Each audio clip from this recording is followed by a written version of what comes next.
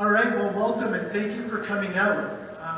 As I was thinking about what I would say to introduce the event and the panel, I thought about a quote from George Bernard Shaw.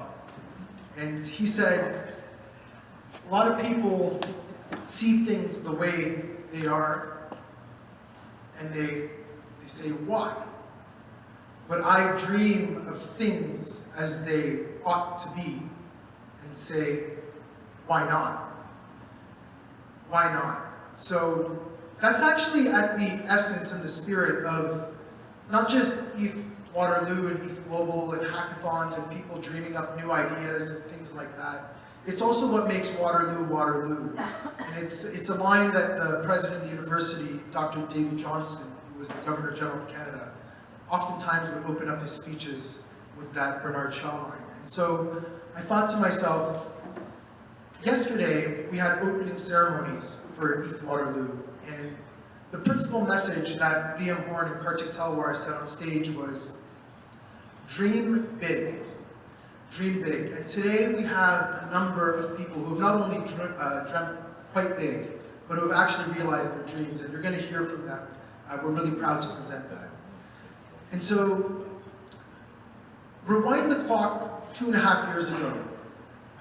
Kartik and Liam, they approached me and said, hey, we want to throw the world's largest Ethereum hackathon in Waterloo. Would you be willing to help?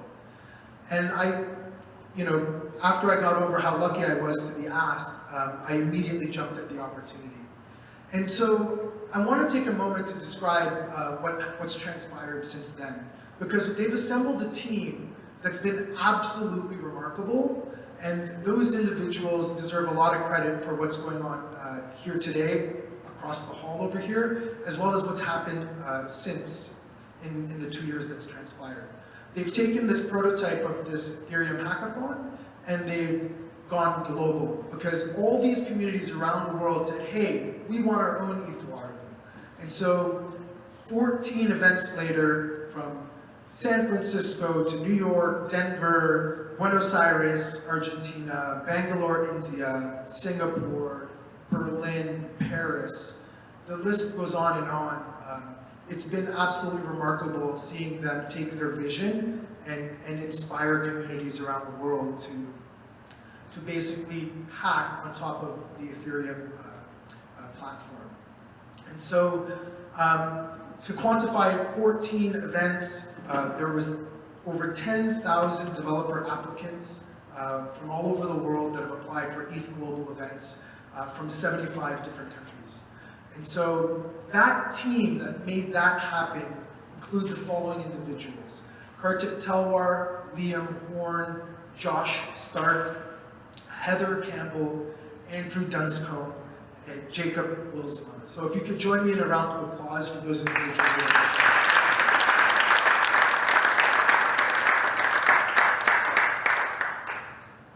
I continue to be in awe of them and what they've been able to accomplish.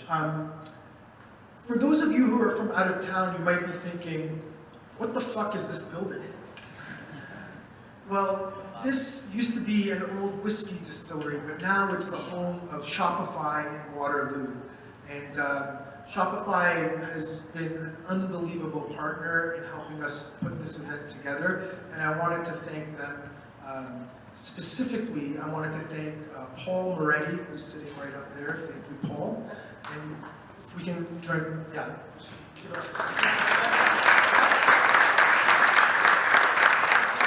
As well as Tammy Connolly, who's also been instrumental in putting this together. Toby at Shopify said this could quite possibly be the nicest office space in all of tech. But then, of course, he said the King and Portland Center was probably the nicest office space in all of tech. But in any case, yes, and then 2 years ago, when we also were looking for other partners to help us bring this event to you, two other parties that I wanted to recognize, they're sitting in the back of the room, is Usman Sheikh and Sean Gomes from Gallons. Usman runs a blockchain practice at Gallons, and they jumped at the opportunity to back us early on when we had nothing but an idea. And so I wanted to thank you for backing us then, and I wanted Dunworth. Thank you for sponsoring and helping us out now. Thank you, guys.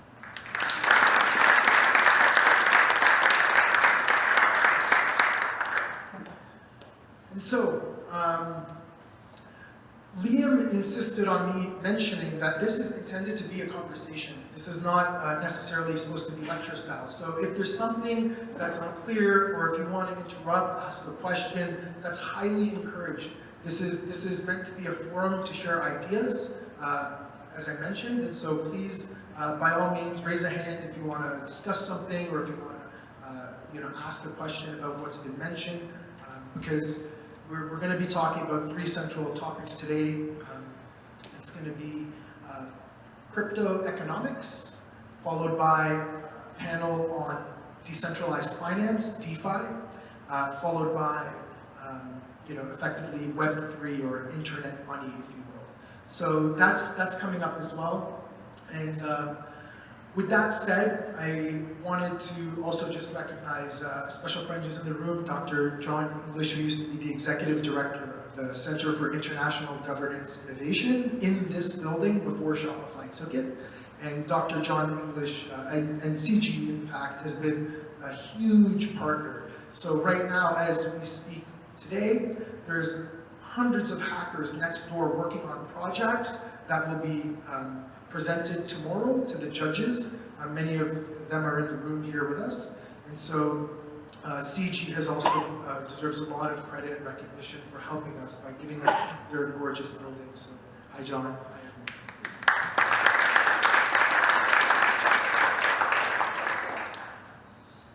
Yep, and for any other sponsor in the room, the sponsor party, thank you party, is this evening just down the street at the Communitech Data Hub, and that's from 7 to 9 p.m. So we look forward to hosting all of you there. But without further ado, I would like to turn it over to the inventor, creator, and founder of Ethereum, the one and only Vitalik Buterin. Thank you for coming back, Vitalik.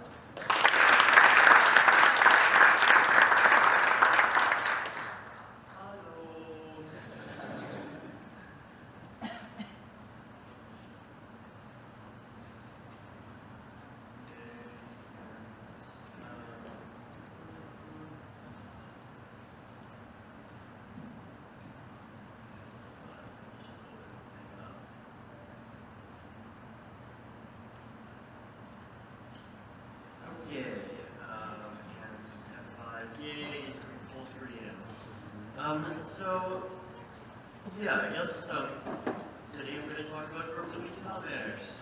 So to start off, let's go back about 10 years to the original creation of Bitcoin. Right? So before 2009, we were in the dark ages where all we had was money issued by different forms of central authorities and different kinds of commodity money, things like gold and so forth. And in 2009, Satoshi came along with Bitcoin, which showed us a new way. But what exactly is so interesting about this, right? I mean, different people have different answers to this question, but what is interesting about Bitcoin and things that came after it that kind of didn't, what is the thing that allowed it to exist that did not exist in previous systems and previous attempts to create decentralized currency? So, one common answer that people give is that Satoshi solved something called the Byzantine Generals problem. Who here has heard of the Byzantine Generals problem?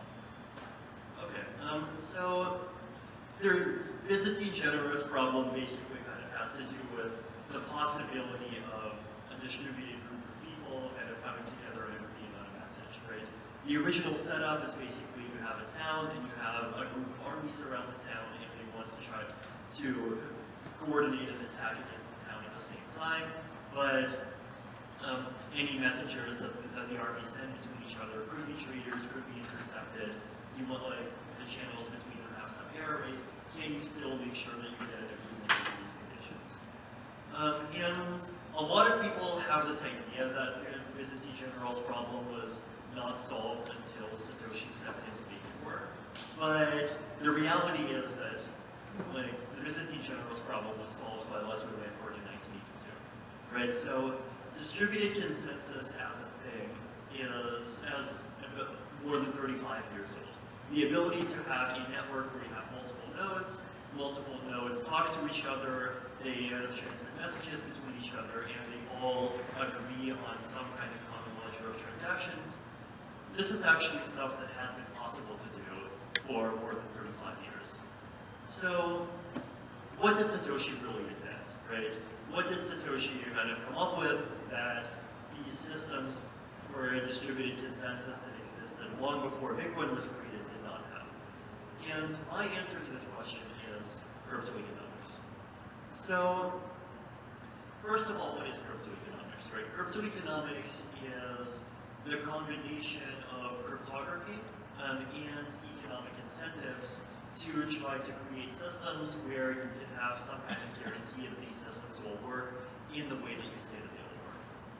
Blockchains are an example of a cryptoeconomic protocol, right? So if for anyone who is kind of remotely familiar with how blockchains work, you have a chain of blocks, and every block points to some previous block. And the intended functionality of the system is that you have a block, someone creates a new block, that new block gets added to the chain, someone else creates a newer block, that newer block gets added to the chain, and the whole thing just kind of grows linearly, right? The thing you don't want to have happen is forks. You don't want to have kind of two blocks over here that are conflicting with each other happen, because what that means is that one of those two blocks has to get thrown out and some transactions get reverted. So Bitcoin and other proof-of-work blockchains and other blockchains in general use cryptoeconomic techniques to try to encourage participants to participate in these systems correctly and to try to kind of help make the chain grow instead of just going off and building blocks somewhere else. So the way that Bitcoin and Ethereum and other blockchains do this is they have block rewards, right? If you make a block that is part of the chain, then you get a reward. If you make a block that is not part of the chain, then you do not get a reward. So incentives, right? So basically, one of the kind of key things that the blockchain, that kind of Bitcoin and other post-Satoshi platforms have is they use incentives in this particular way. Now, another thing that they have is what I call economic weight assignment. So these decentralized consensus systems that existed in the 1980s, the 1990s, BBFT, Paxos, all of these buzzwords, all of these systems, they were able to get some number of nodes to talk to each other, right? You could get 15 computers together, those 15 computers would exchange messages, and the system would continue running as long as at least 10 of those, or at least 11 of those computers are functioning correctly. Any 4 of them could fail in some arbitrary way, but as long as not more than 4 of them fail, the system keeps on running completely fine. So now what's the problem here, right? You go up from having 1 computer to having 15 computers, but you still have to agree on who these 15 computers are. So the thing that Satoshi was trying to do, basically creating a decentralized digital currency. Well, okay, so what we're trying to do here is we're trying to create digital gold. We're basically trying to create this kind of group payment mechanism and store of value, and we want this thing to be just used by people around the world, and we want this to be decentralized and permissionless. How would people even agree on who these 15 computers are, right? So the trust problem is somewhat mitigated, but it's not eliminated. And if you choose, we'll say, okay, well, let's pick 15 companies. Well, do we all trust the same 15 companies? Or are we going to say it's 15 countries? Well, do we all trust the same 15 countries? And so on and so forth, right? So even going from 1 computer to n computers doesn't kind of solve this problem of providing the neutrality that people are looking for that is kind of necessary to help to allow this kind of system to gain more widespread acceptance. So economic weight assignment, what do I mean by this? So things like Bitcoin and Ethereum are fully permissionless systems, meaning anyone can participate at any layer of the stack. Anyone can read the blockchain, anyone can send transactions on the blockchain, and anyone can participate in creating blocks on the blockchain. Now, the problem here is that this is a fully permissionless system. It's also an anonymous system. Like, the internet doesn't have some like super reliable standard of identifying unique people. And block production is kind of like a voting game, right?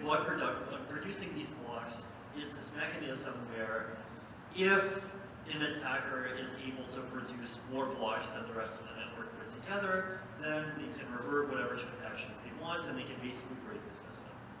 And so you have this problem called Sybil attacks, right? So a Sybil attack basically is, let's say we have a permissionless network, and some group of computers are participating, and I am going to join the network. And in this network, I am going to spin up 2,000 virtual machines, and I'm just going to pretend that each of these 2,000 virtual machines is a separate computer. And I'm going to claim, look guys, I'm 2,000 people, I'm more than everyone else put together, you should listen to me. So because applications on the internet are kind of fundamentally anonymous in this way, it's not the sort of environment where just kind of counting self-declared identities is secure. And so what we do instead is, instead of trying to count self-declared identities, we're going to count economic resources. So the way that Bitcoin and Ethereum currently work is that producing one of these blocks is deliberately designed to take up a very large amount of computing power. Right? It's somewhere on the order of like 1 billion trillion computations in order to just create one valid block. And you have these extremely large mining farms everywhere around the world that are constantly trying to crank out these new blocks. And the reason why we have this mechanism is so that if someone else joins the network, then and they try to kind of start a chain from somewhere behind in history and try to convince the network that their chain is the real chain, instead of just having to have more identities than the rest of the network combined, they would have to have more economic resources than the rest of the network put together. And this is something which is very difficult to make, right? It's very difficult to come up with more economic resources than all of the resources that are currently going into mining blocks on something like the Bitcoin network or something like the Ethereum network. And proof of stake also works in a kind of similar way, except proof of stake, instead of counting economic resources by looking at computing power, proof of stake counts economic resources by looking at coins that are already inside the system. So in either case, right, this idea of using kind of economics for gatekeeping allows us to kind of balance two different goals in a way that was not possible before. It allows us to have both fully open, permissionless, open access systems, and at the same time have those systems not be exploitable, or at least not be easily exploitable. So these two things together are cryptoeconomic tools, and they're the tools that make the Bitcoin blockchain work, that make the Ethereum blockchain work, and that make any other blockchain work. So how does kind of cryptoeconomic mechanism design work? Right? So there's the crypto and there's the economics. Economics means that you're securing the system using economic limitations and incentives, and the crypto means that you're kind of using cryptography as the raw building blocks that are the substrate that you are kind of building things on top of, right? When we say every block points to a previous block, we mean every block contains the hash of a previous block, and so you have this kind of mathematical link between two objects that you can't forge. You use digital signatures to prove that someone created some message. You might use zero-knowledge proofs to prove that the message has certain properties. So you have the crypto and the economics. The economics probably, even though you need the crypto as the base building block, the economics takes more of a center stage when you're trying to actually really analyze these systems. So we're trying to incentivize good behavior, and we're trying to incentivize the cost of attacking these systems, right? We want to create systems where, if you join these systems, like, we have no idea who you are, and so we have no idea whether or not you're kind of intrinsically aligned with the system's operation. And so we want to kind of provide some explicit incentives that say, if you do things that help the system run well, then you get more of a reward. If you act in ways that cause the system to run poorly, you don't get a reward.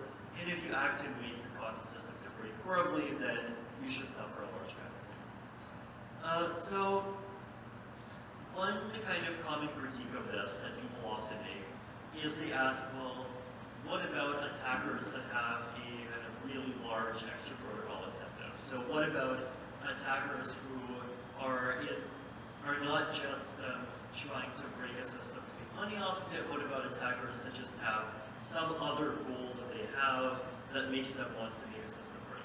So for example, if you are, let's say,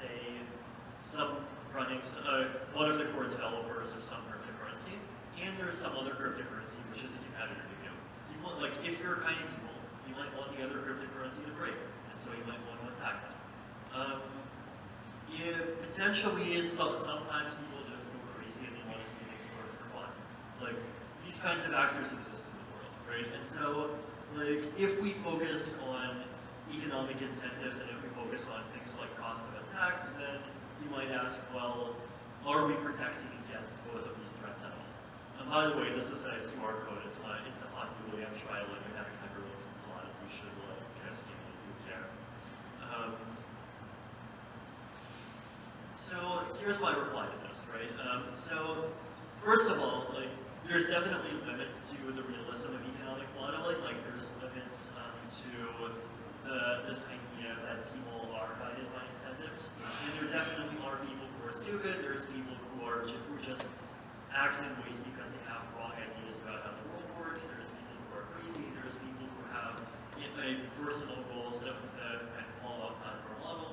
And all of these things exist, right? But the alternative ways of modeling decentralized systems are generally, in my view, even more unrealistic, especially in a fully open and permissionless context. So, for example, when you do non-economic analysis of decentralized systems, we often assume that more than one half are honest and more than one half are altruistically honest. So they're willing to be honest even when they have a big incentive not to be honest. And there's this example that happened a couple of years ago that kind of proves how relying on altruistic honesty is not enough, right? So this was the Bitcoin SPT mining kind of situation. And what happened here was basically that in order to save on costs, miners started validating or building blocks without verifying the other blocks that they were building on top of.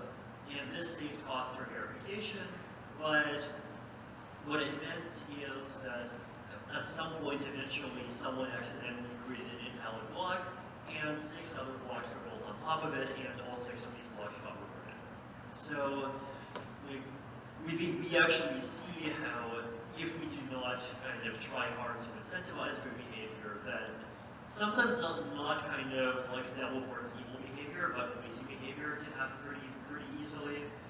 Sometimes kind of more subtle forms of defection can happen pretty easily. So like, you want to have systems that try to be kind of secure in as many of these ways as possible. Second, there's limits to an attacker's ability to profit from an attack.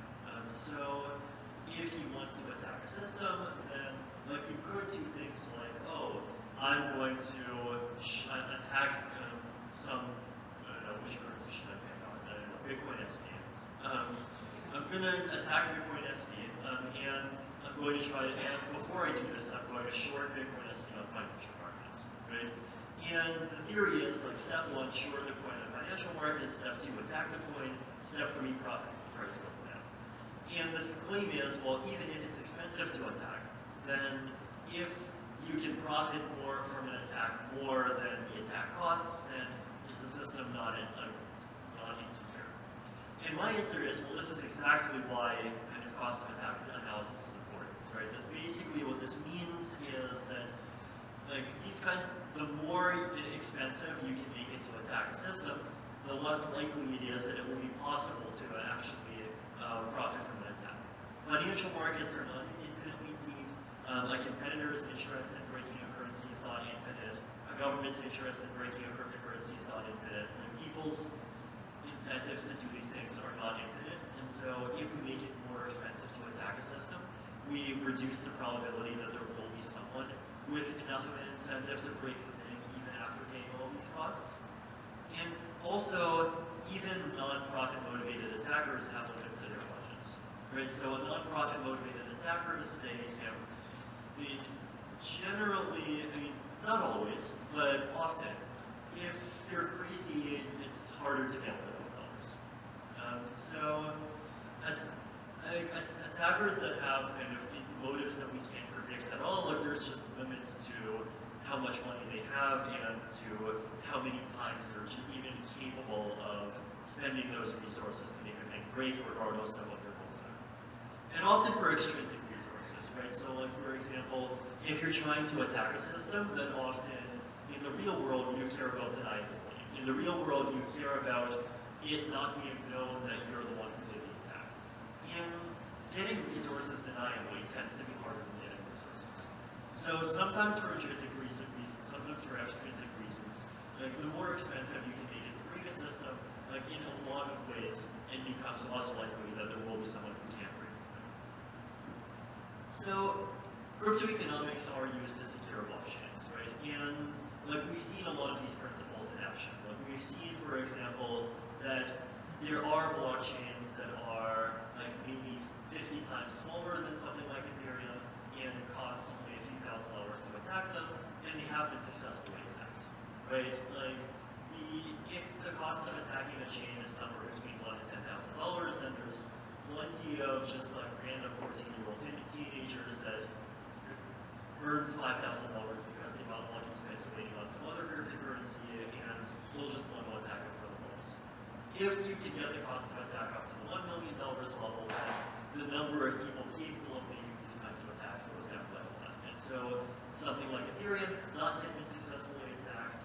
Much smaller blockchains have been successfully attacked. Now, cryptoeconomic techniques they're useful for designing blockchains because the cryptoeconomic kind of way of thinking assumes very little about the actors that are participating in the system. Like it assumes very little about kind of their personal beliefs about whether or not the system is good, their culture and all of these things. It just assumes their economic resources are bounded, and often they don't want to kind of lose money for no reason, which is something that lots of people have in common. So it's useful for blockchains because blockchains are this kind of open permissionless environment where the protocol itself inherently has no idea about anything about who its participants are. It can also be useful in application layer contexts.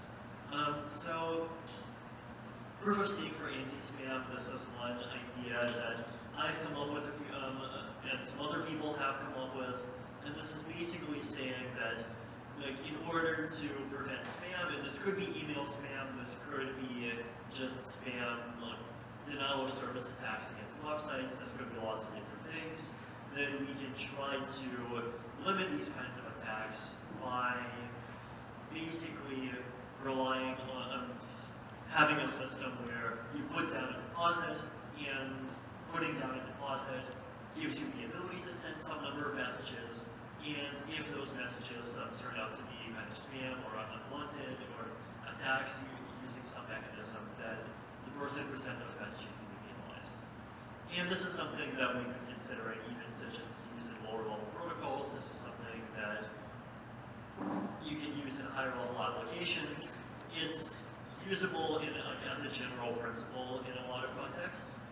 And you can even kind of take this kind of principle and use it even kind of outside of traditional crypto contexts, right? So like, for example, there was an internet forum I remember some time ago where it cost money to create an account. And like, if you got banned, you basically have to pay the money again. And this seemed actually moderately successful at reducing the rate of people just like writing stupid things on the forum that reduced its quality. So like these kinds of incentives can sometimes be quite effective. Cryptoeconomic light clients. So the idea here is that you can use economic incentives kind of within blockchain protocols to make it easier for applications to do things like searching through data. So one example of this is that even the Ethereum blockchain itself, there's a fairly large amount of data inside of it. There's about 200 gigabytes of data in it, and most of that data is history. Most of that data is things that happened before that most people don't care about now, but that some applications care about. Like some applications care about kind of fetching events that happened in the history. And right now, every kind of full node in the Ethereum network is required to store all this information. But what we can do instead is we can have this protocol that says if some individual wants a piece of data, instead of asking some full their own node and kind of querying for all of it themselves, they can just kind of ask the network for the data. And the network, just nodes in the network can then reply back, and they can say, here are the results of your search query. I certify that these are the results and that there are no other results. And if someone else comes up with a proof that there actually is another result, then their original signed message and can be kind of published into a smart contract, and they can have some deposit, some cryptocurrency that would just be automatically distributed from this. Right? So you can use kind of cryptoeconomic penalties to also create these kinds of decentralized search protocols just through databases, like even for example, blockchain's own history. And if you do this, then this is kind of one of the major paths toward blockchain scalability. Interactive computation, this is another kind of fun example. So the idea here basically is, suppose that you have some computation and you want an application on the blockchain to learn the result of the computation without having to do the entire kind of computation on the blockchain, right? Doing a computation on a blockchain is fairly expensive because a blockchain is this complicated decentralized thing. You have many tens of thousands of nodes running on it, and so it's really very expensive. But you can create this kind of layer 2 protocol that basically says, well, how about instead of doing the entire computation on-chain, we're going to kind of split the computation up into a bunch of tiny pieces, where each of those pieces can be done on-chain if you want to, but at first we're not going to do it, right? So at first, instead what we're going to do is we're just going to wait for someone to submit what they think the answers are.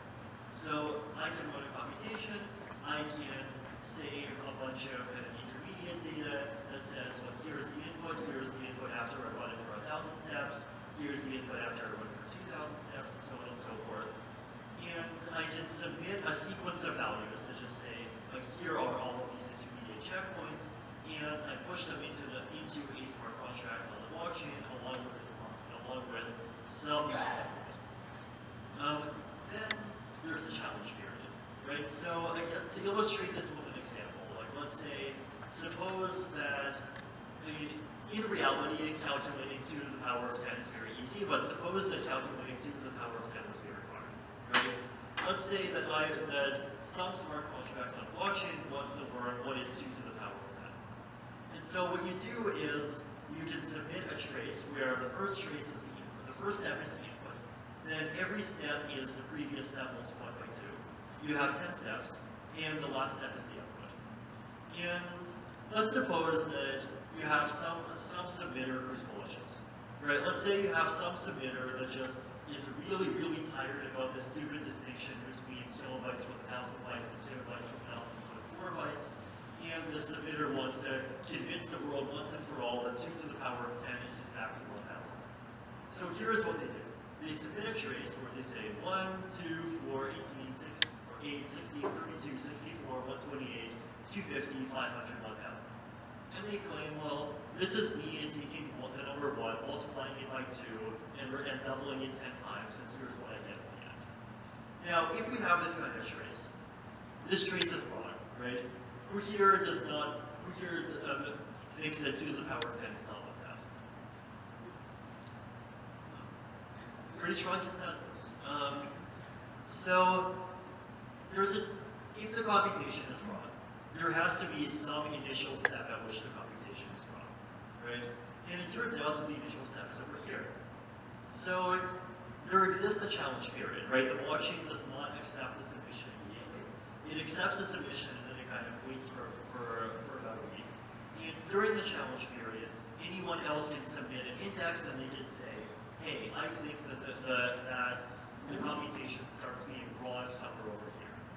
And they go and they point to this position. And then only when they do the challenge, the blockchain, the smart contract on the blockchain goes and does this computation on chain. Where they go and say, okay, well, someone is claiming that the step between these two submissions is wrong. I'm going to check it. And so they take 128 and now on chain, multiply it by 2, and they see, oh wait, it's 256 and not 250.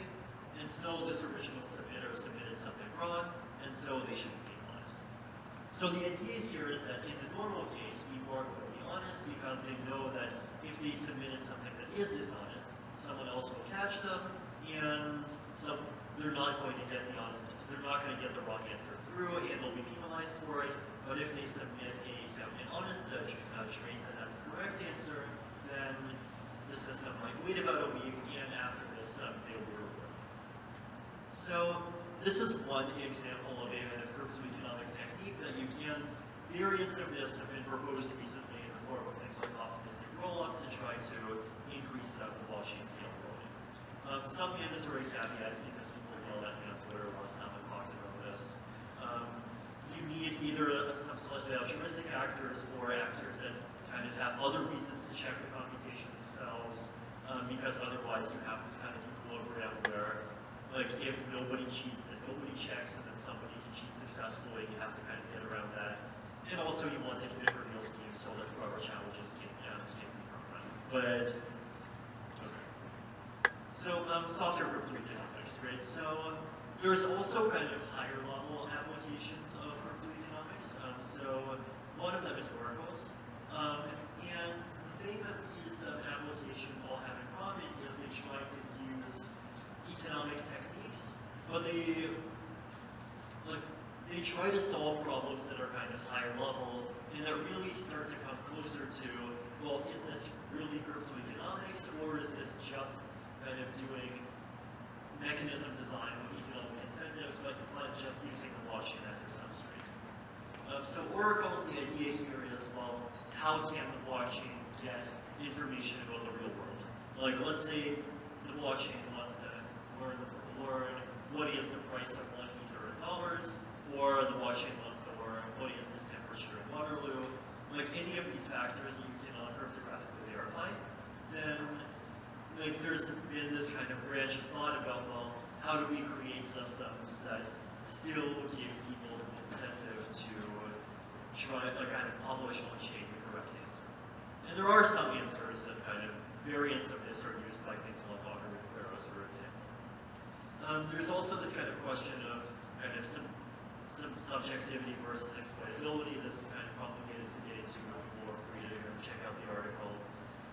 Economic mechanisms for other tasks. So in my panel yesterday, I mentioned public interest projects. And this is one of the alternatives to ICOs that I kind of like.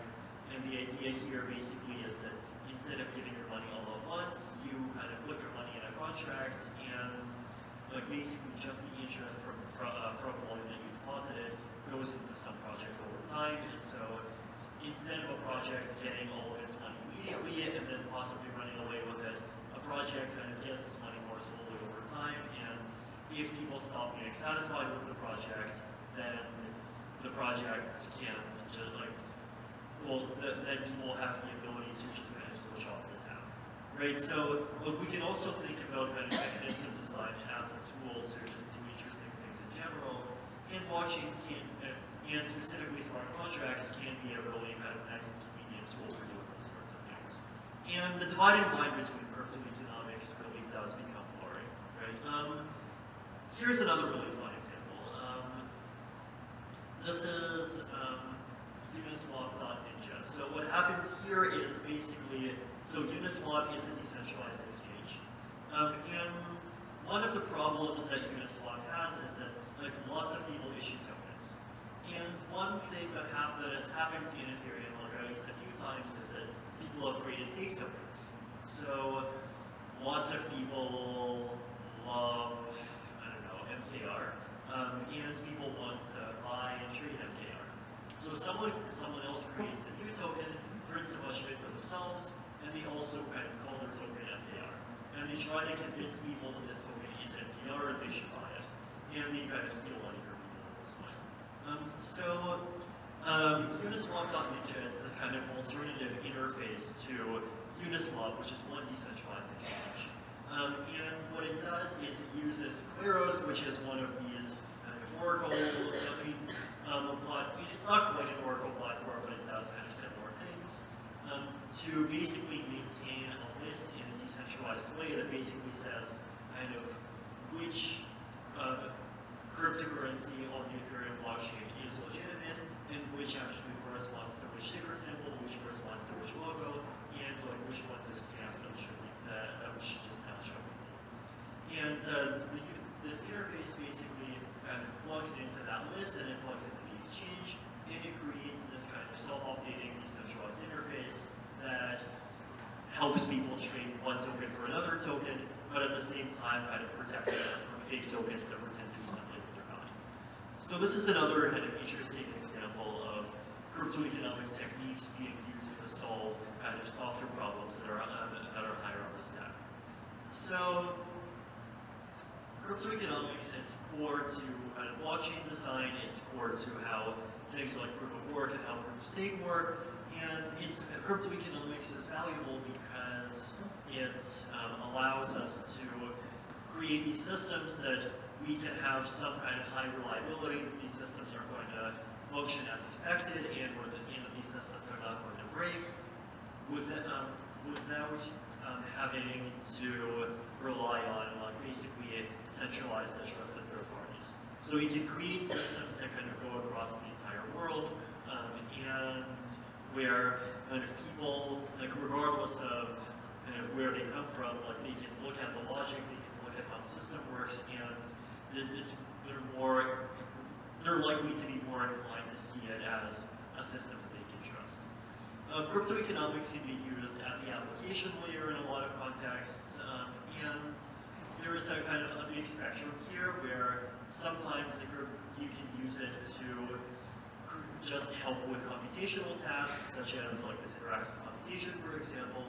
And then there's also kind of softer things like trying to create these decentralized ways of kind of getting information from the real world into the blockchain. And like really there's this kind of spectrum of different techniques that I highly encourage people to learn about. And if you're going to be hacking in this or future hackathons, then chances are you might end up using some of them. So, thank you.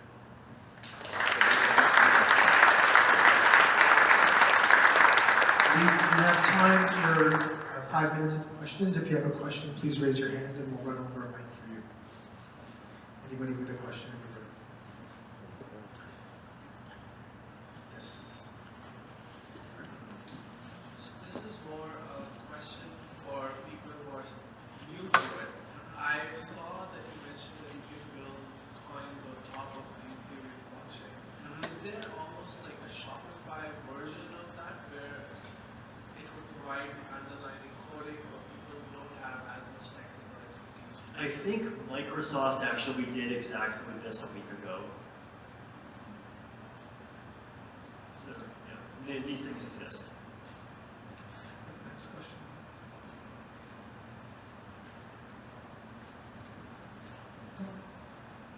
Hello. Hello. So I actually asked you a question at Crypto Chicks last summer about what you thought the first application of AI would be to blockchain, and you cited arbitrage bots and also cited Uniswap.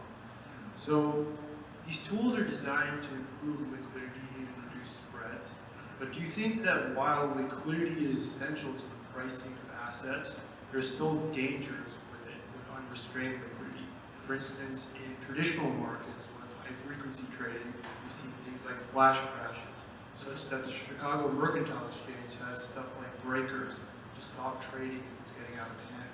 So the CME is obviously a centralized entity that can stop trading, but no such thing could exist in a decentralized manner. Do you see that as potentially being an issue? I think there's a large design space in decentralized markets that people haven't really kind of properly explored yet.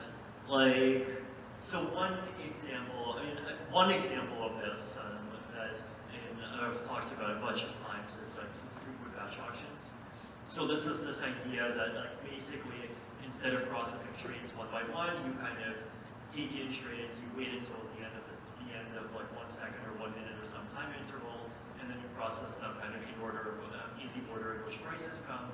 And the reason why we want to do this is because if you do this, then like high frequency trading kind of stops becoming a profitable thing to do. Like there's no benefit to having latency that's lower than like some portion of whatever the high frequency trading or whatever the interval is, right? So I mean, I think like it's definitely the case that there's different kinds of markets and that market structure matters. And I mean, there definitely is the possibility of creating market structures that have kind of some level of centralization to them. And I mean, one of the benefits of the crypto space is that it makes it kind of easy for different people to kind of try out and implement different designs. And I know people are trying to implement some of these designs.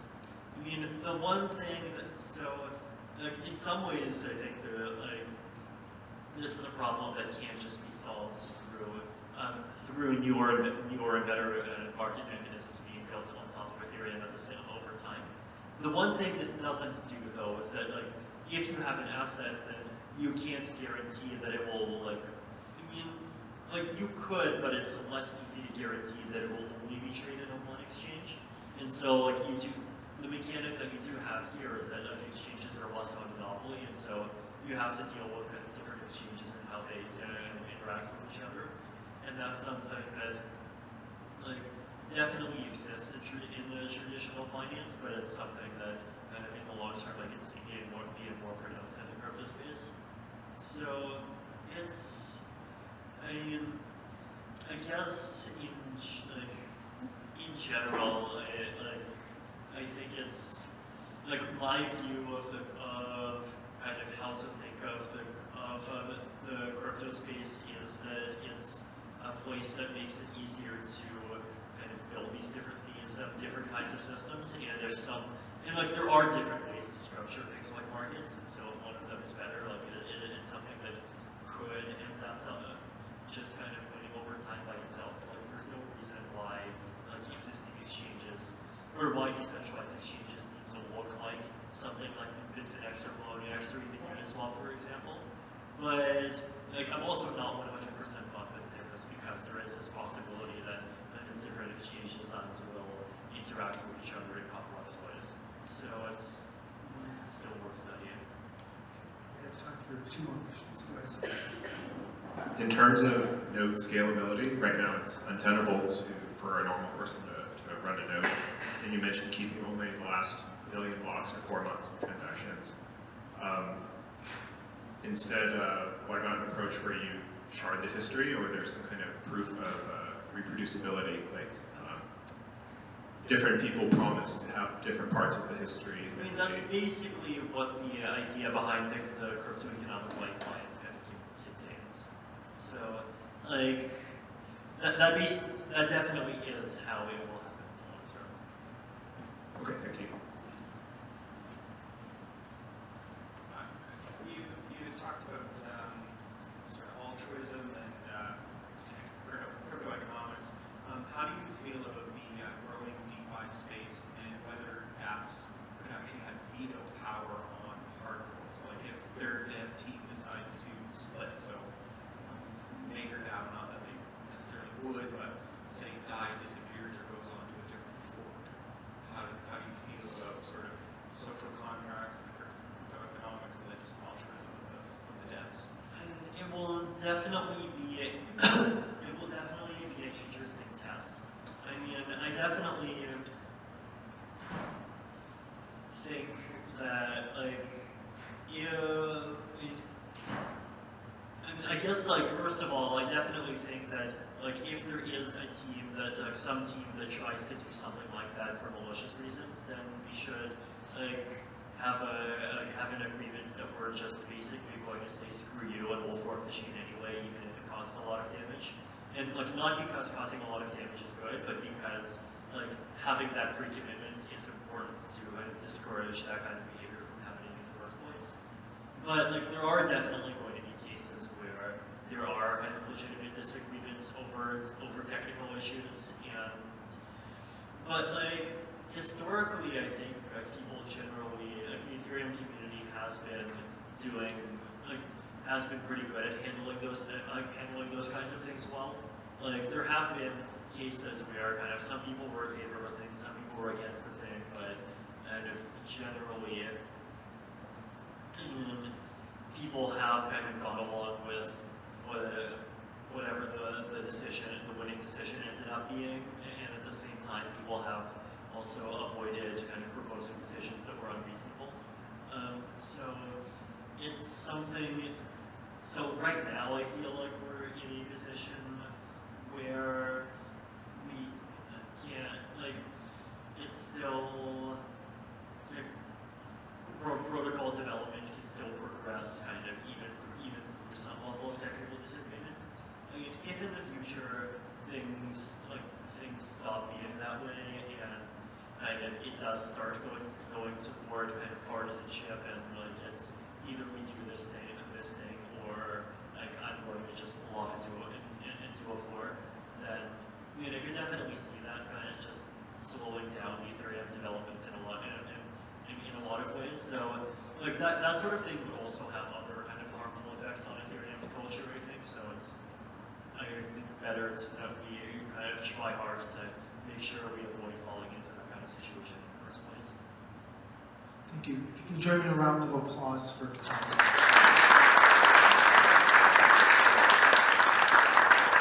Next up, we have Michael Dunworth from Wyre. If you could come up to the stage, as well as Joey Krug, Marcelo, Cortes, and Will. You guys know where you were. If you could come on up to the stage, please.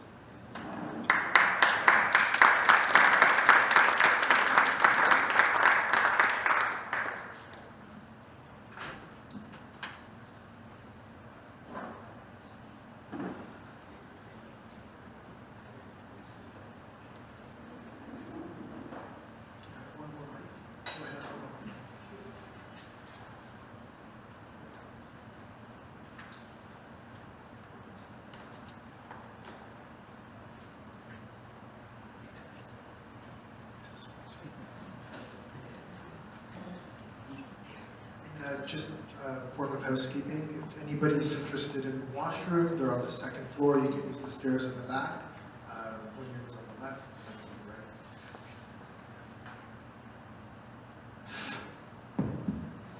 So we have about 30 minutes for this, and it's on decentralized finance.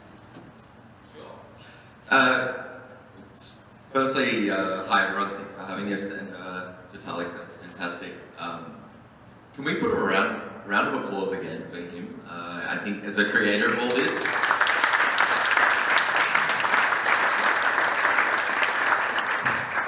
Okay, so whipping through, I'm going to make an introduction.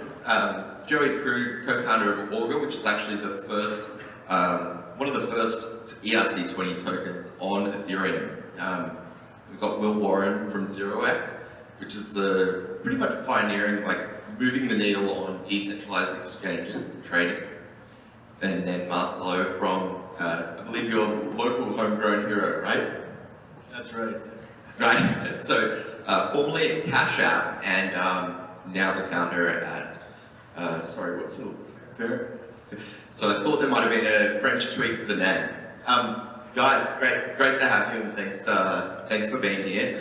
I wanted to start it off with you. What problems are you seeing that are appealing, what's decentralized finance appealing to you? What's making it appealing to you? Well, I mean, especially, like, I worked for 4 years at Square, right? And yes, I started building the Cash app back in 2013, and I experienced all the pains of dealing with like a very legacy systems of decentralized banking. in the US specifically, but all over the world. And I don't really see a way for it to like evolve at the speed that we need it to evolve, to like match what we need in 2020 with all the advancements of technology that we have had. For me, it's really exciting to see what these guys are doing here, and just imagining what would be possible when this becomes mainstream, really mainstream. That is really exciting for me. Will, what do you think the biggest problem that you guys, what does success look like for you guys? Yeah, so we have at 0x, we have a mission to create a tokenized world where all value can flow freely. And for us, that means, seeing that all forms of value end up tokenized on public blockchains that are globally accessible. So this could range from assets like fiat currencies, like gaming items, prediction markets, securities. And so we believe that if this value ends up tokenized on public blockchains, it'll democratize financial services in the same way the internet democratized access to information. So that's what motivates us. And Joey, so Augur's a beast. It's a long time coming. It's been very methodically built. Can you tell the audience a bit more about Augur? Because I feel like there's a lot of complexity to it, and you'll be able to synthesize it really well. Sure. So, put simply, Augur is designed to be the world's most accessible, no-limit betting platform. And we've built a lot of infrastructure surrounding that, a lot of stuff surrounding like decentralized oracles. But from the end-user facing standpoint, that's really what it is. And the idea is that similar to how Bitcoin enables you to do kind of global no-limit transactions from point A to point B at very low fees, Augur is trying to do the same thing, but for betting markets. It's basically political markets. Will Trudeau win re-election? The Augur market for that was actually bigger than the corresponding Faire market. And then things like sports, finance, things like that. So, would a show of hands who's used any decentralized finance products or DeFi products? Nice. Okay, so for those of you that don't know, banks typically are constructed of multiple products, lending, borrowing, earning, savings, things like that. Now, when products come to market, like whether it's Revolut or TransferWise or Cash App, it's too difficult for them to do it all on their own. So what they do, they go to a bank that is going to permit it. They're going to white label all those services, or they're going to aggregate and cherry pick the best of each service. So it becomes sort of this, death by 1,000 paper cuts, so to speak. And that, I feel like one of the most important things about open finance is collaboration and trying to focus on being an expert in the area that you've picked off, that you're responsible for. I'd love to know how important is collaboration, or is it more of a co-opetition situation? Now, collaboration is definitely very important. Right? One of the big reasons for us to create the Cash App, or one of the largest difficulties for us in the early days, is in the US, banks don't talk to each other. They don't collaborate. Like in Canada, we have ways, email transfer, we can send money to each other. It's not the greatest solution, but you can send money from one bank to another. Is that Interact? Well, it's built on top of Interact, yes. But in the US, before the Cash App, when we were building it, there's no way. Like, if you belong to a different bank, you can't send money to the other person without writing a check or doing something very complicated. So, and again, those systems are very old and legacy, and they still use mainframes, and it's not a thing that will change from day to night. That's why I believe, like, if you rethink how that works, and crypto obviously is building all these protocols that makes all of this possible in the world of today, and you rethink all of that with collaboration, building things that will streamline the APIs for how these things should be done. How do you talk to any other financial institution? The same rules applies to everybody. You don't need to have like contacts within companies like Visa or any other company in order to be able to use some of this technology to make these things happen. The world, in my opinion, is going to be a much better place. And so with the marketplace, right, you've got, let's say, artisanal goods going into boutique stores and matching it to, so people that are looking to supply inventory, create inventory. Would you ever see tokenization of those products onto something like 0x in the future? That's a good question. Definitely yes. It's very hard to see the path from where we are today to getting to that. We have to go one step at a time, but that would be a much better place to be for sure.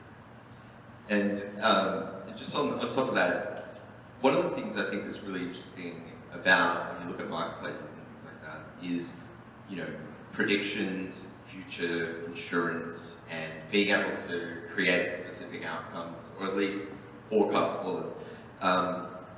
You know, guys, generally speaking, how important is predictability to controlling risk in the market? And if risk is going to hinder adoption and the uptake of these products, do you think that that's going to be necessary? Yes. Yeah, I'd say the thing on risk is there's probably a few big risks in the cryptocurrency space right now. You know, one is like smart contract risk. So is the smart contract you're using actually secure? And that's actually a really hard risk to price, because like the obvious thing is like, well, let's make a smart contract, bet on the smart contract risk. That doesn't really work because you're basically just creating a recursive solution. So you haven't really gotten rid of the risk, and you also haven't really even hedged against the risk. So that's a tough one. Getting better tooling to make it easier to write secure smart contracts, that sort of thing, helps fix it.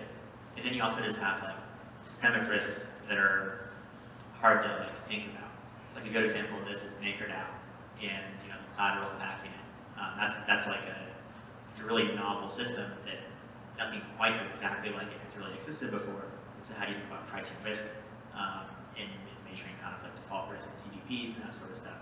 People have some answers, but nobody really knows everything yet. Even if you forget cryptocurrency, just think about, like for us as a marketplace, we just launched in Canada about 5 weeks ago. Just the fact now that we have to worry about the currency conversion from US to Canadian adds some instability or some uncertainty and risk. Just that is a big deal. Right now you add all the cryptocurrency risks and contracts and validation on top of something like that, and you can see how that grows exponentially. But at the same time, if it's done properly, it reduces the risk, and it has atomicity and so on. It becomes, eventually we're going to get to a much better place. Yeah. And I mean, you guys are competing, you know, DeFi is challenging the heavyweight champion in history, which is finance. It's got the deepest pockets, it's not going to roll over without any kind of fight. I feel like, to me, the way that I look at the space is that timing is everything. Timing is the difference between executing and not executing. Do you guys think that the window is finite for this opportunity to sort of dethrone traditional finance and move it into open finance? That's a good question. I mean, I think the biggest factor in the timing for DeFi, in adoption of DeFi, is really just like, is the technology there? And it is, I feel like it is. At least, you know, Ethereum 1.0 is giving us the tools we need to like realize the potential of open finance, and like it's amazing. The potential is insane. You know, we still probably need a decade of R&D just to scale up blockchains and to allow open finance to serve billions of people. But it feels like now is the time because the technology is starting to get there. I would say it's definitely finite from the point of view that it's going to happen. Somebody's going to build the standard tools, and everybody and a lot of people are working on it. So whoever's working on this now makes it be the standards, whatever they are, 0x or some other protocol or all the tools. It is the future. But it's going. I have no doubt that it's going to happen. And the reason why it's finite is because somebody's going to create the standard. It's going to happen. So if whoever's working on it have to make sure that they become the standard. Yeah, and there's sort of a fine line between, you know, standardizing things through collaboration and sort of aligning together, and then also balancing that with systemic risk. And I know we were talking about risk before, and so how, if we look at MakerDAO, hands up in the audience, anyone familiar with MakerDAO? Nice. So MakerDAO is, for those on the stream that aren't familiar with it or anything like that, MakerDAO is responsible for creating DAI, DAI, which is this stablecoin. It's a decentralized stablecoin that is currently backed by Ethereum, and that means if you put your Ethereum down, you can draw down against that with a smart contract ensuring that you will make whole or be penalized otherwise. So MakerDAO is constructed of many different parts, and finance is always markets. You know, it's always going to be two-sided, lending, borrowing. You know, is this shift from single collateral DAI into multi-collateral DAI, does that keep anyone up at night? I suppose for Joey more specifically. Yeah, I mean, I think, you know, it's interesting because they're basically going to be adding more and more collateral types. And there's certain collateral types that it might actually be quite dangerous to add. And so, like, I've seen people on Twitter, even people who work at Maker, talking seriously about the concept of, like, well, you could use a mortgage, use your home as collateral for Maker. And it's like people have forgotten the past decade. Remember 2008? There are problems with doing those sorts of things. And it's kind of the classic tale of, like, liquidity with hedge funds. You know, prior to 2008, 2006, 2007, there were these Argentinian farmland hedge funds. And they had monthly and quarterly subscriptions and redemptions. And after 2008, the prices had collapsed, and these hedge funds didn't end up paying back their investors until like 6, 7, 8, 9 years later. And so there's this concept that, like, liquidity is not necessarily always there.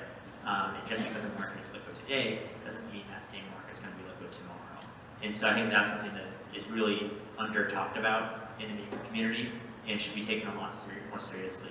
Because just because we've had a 10-year long bull market so far doesn't mean that we're going to have one the next decade. And in fact, I would actually bet on the opposite. I bet we would have a bear market in the next few years. What does a bear market do for DeFi? In, like, your traditional finance bear market? Oh, I think it's good for DeFi because whenever people are dissatisfied with the traditional financial system, that's generally the thing that will lead more people, I think, to adopt DeFi. And we haven't really had that since, you know, Bitcoin was created during a financial bear market. And, you know, some argue it's impossible to know, but some argue that's kind of the spark that led Satoshi to launch it. And if that happens again, well, it's bad for, like, the average person, but I think it would lead to positive things for the adoption of this tech. And then maybe, you know, next time around, things can be better. So it's sort of like a 2 steps back, 5 steps forward sort of thing? Yeah. Nice. Just on top of that, who gets the most value out of DeFi? And do we target them today? I mean, I think the people get the value out of DeFi are the end users of financial products that are just, you know, basically getting taken advantage of by, like, oligopolies that can charge massive fees, that can nickel and dime them.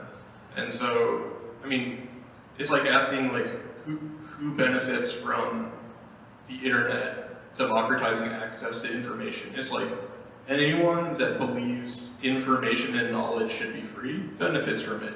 If you want to prevent people from being knowledgeable and educated and informed, then it's not good for you. And I think if we were to use that same analogy, it's like, I know who DeFi is bad for, and I don't really care that it's bad for them. You know, it's like these oligopolies that, you know, have like an entrenched interest in keeping things the way they are. The heavyweights we talked about earlier. Yeah. What about accessing the people that haven't even heard of financial products? Do we get there? Do we get there in time? So, you know, the other side of the world, people that, you know, for an understanding, Argentina, Egypt, wherever we are in the world that's got, you know, really high inflation rates, they're used to sort of 0% interest rate on their money. That's actually going to be a bonus because they're going to lose 14 or 15% over the course of the year through their current, like, local currency. How do we get to them to really add tangible value as fast as possible, do you think? And do we get there in time? Specifically, like, these countries? Yeah, I think more, you know, we've got the resources here to build really powerful products. How do we get sort of the the infrastructure in the hands of those people that are going to capture the most value. They don't have Robinhood, Cash App, or any Revoluts to choose from. How do we get it there, you guys think? A decade plus of R&D is scaling blockchain technology. We need today, we're probably going to see traction in blockchains for basically toy use cases, like Chris Dixon talks about. The most impactful products and technologies usually start out looking like toys. I imagine that's kind of what is going to happen with blockchain technology and DeFi, is that we're going to serve these use cases that are kind of appealing to people that are educated and informed and understand the promise of the technology, and that is going to allow us to continue scaling the technology and improving it and eventually reach mass adoption. But we're not going to be able to get there immediately. I think that would be pretty challenging, unless you're Libra. If you're Facebook and you have billions of users, you can skip the toy phase and go directly to mass adoption. But there are obviously some serious trade-offs around that as well. Yeah, I would say, again, a very naive view on this is that if you look at the Cash App or all these other apps that are on Robinhood, and there are many others that are starting to provide access to stocks and investments that weren't available to the masses, to everybody. And there's a lot of traction, right? What can be built on top of cryptocurrency and all the new technology that's coming is that anybody in the world is going to be able to have access to it. I don't know what's needed to get there. We are going in that direction. It's an app like the Cash App has a very hard time in today's world getting out of the United States. We've been trying to bring it to Canada for forever. Since we worked on it here in Canada, right? In Kitchener actually, and it's very hard to work on a product that you cannot actually use it day by day. And the reason for that is banks. It's traditional banks and how hard they make it for financial institutions to do whatever they need to do, because it's all centralized, control everything. And is that the regulators breathing down the bank's neck, or is that the banks breathing down the regulators' neck? I mean, if you think, first of all, every bank is different. There isn't there isn't a common protocol that's used to talk between all of them. You go to a different country, you're going to have to negotiate contracts with each institution there and then implement all of their protocols. It becomes a massive nightmare to go anywhere else, right? For a company like Square in general, it's very hard to expand to a new country for those reasons. Now, if banking was completely decentralized and anybody could, you build something, you build an application like the Cash App on top of a decentralized network, and from day zero it's available to everybody around the world. So it's a matter of time for, again, this thing needs to become mainstream first, but right away, as soon as it's mainstream in the US or anywhere else, it's available to everybody in the world, which is a huge advantage. Yeah, I think that's actually interesting. So recently, Cash App, they brought in sort of stocks into the app.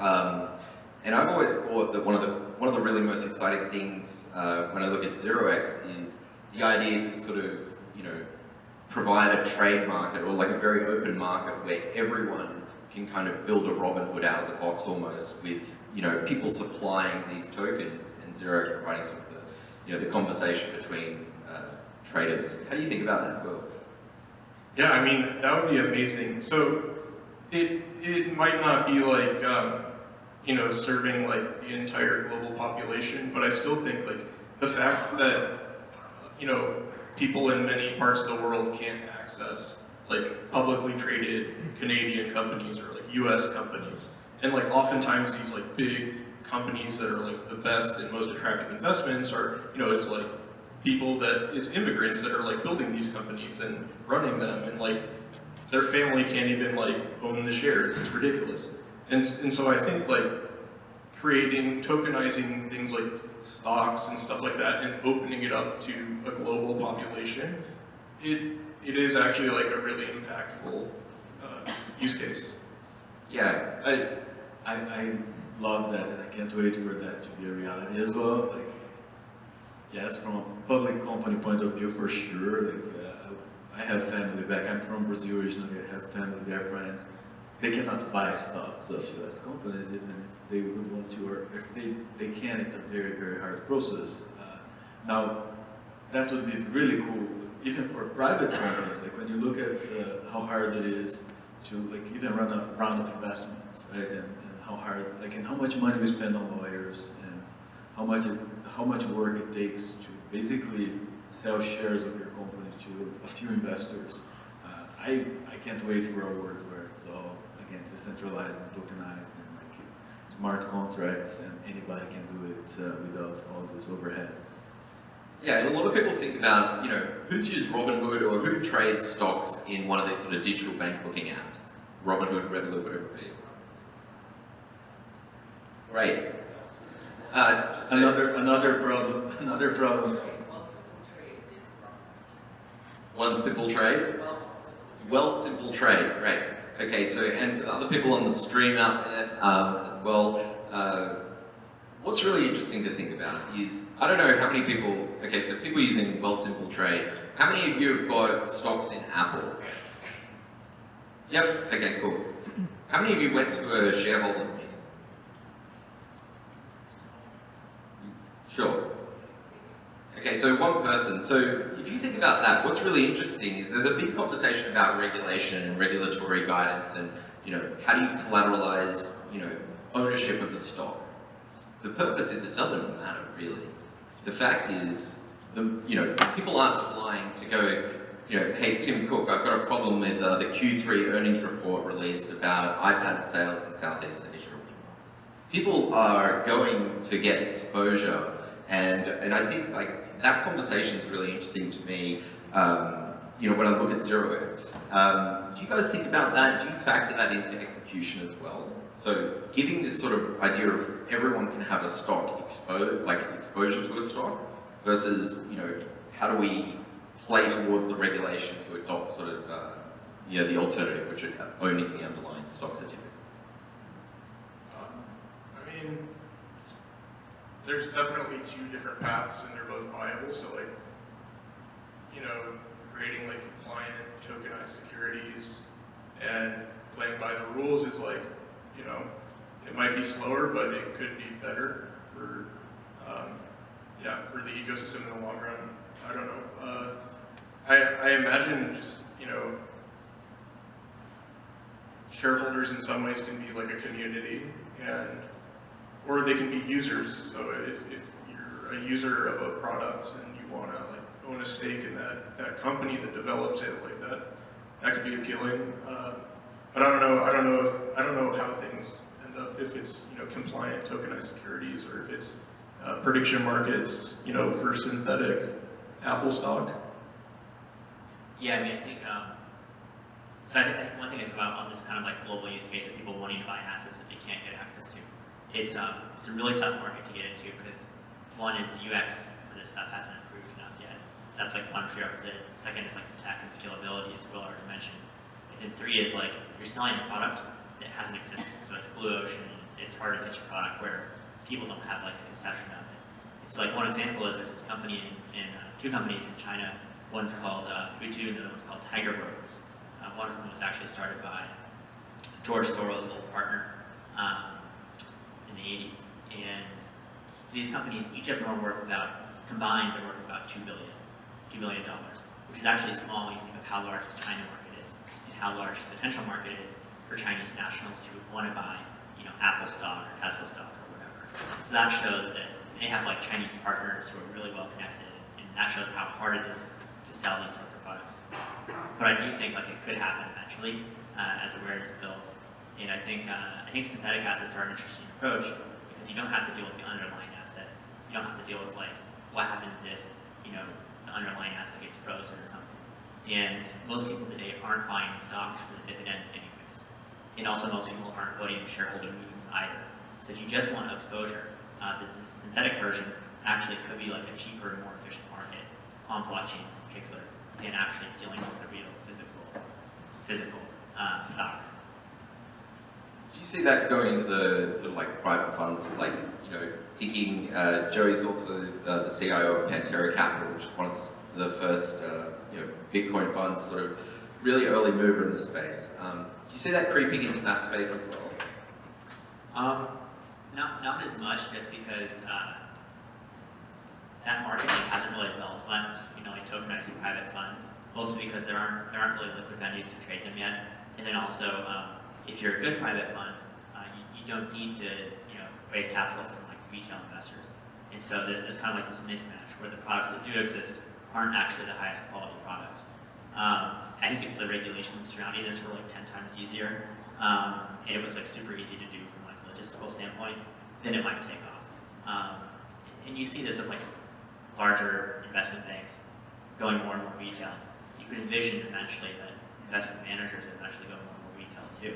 Like in the 90s, if you ask somebody, do you think Goldman's going to launch a retail-focused bank? They would have said, heck no. But here we are, and Goldman has done just that.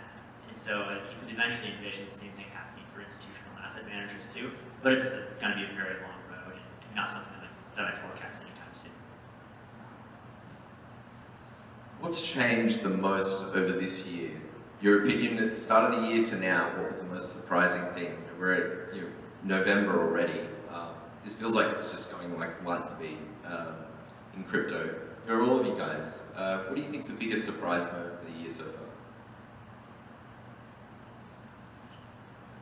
I don't know. Honestly, That was surprising. That's my answer. I'm not really following everything closely. There's so much happening. I would love to know the answer as well. I'm surprised that like the progress on the scalability solutions has progressed as well as it has. I was relatively bullish on it at the beginning of the year, but it was one of those things where I was only like 30% confident in it. And at this point, I think there's a ton of scalability solutions that are actually written up. The software exists. They're being tested, on test networks, things like that. And there's a bunch of them that intend to ship over the next 6 months. Whether that's things like BlockSroute, ZK rollups, optimistic rollups, plasma variants, and a half dozen other things.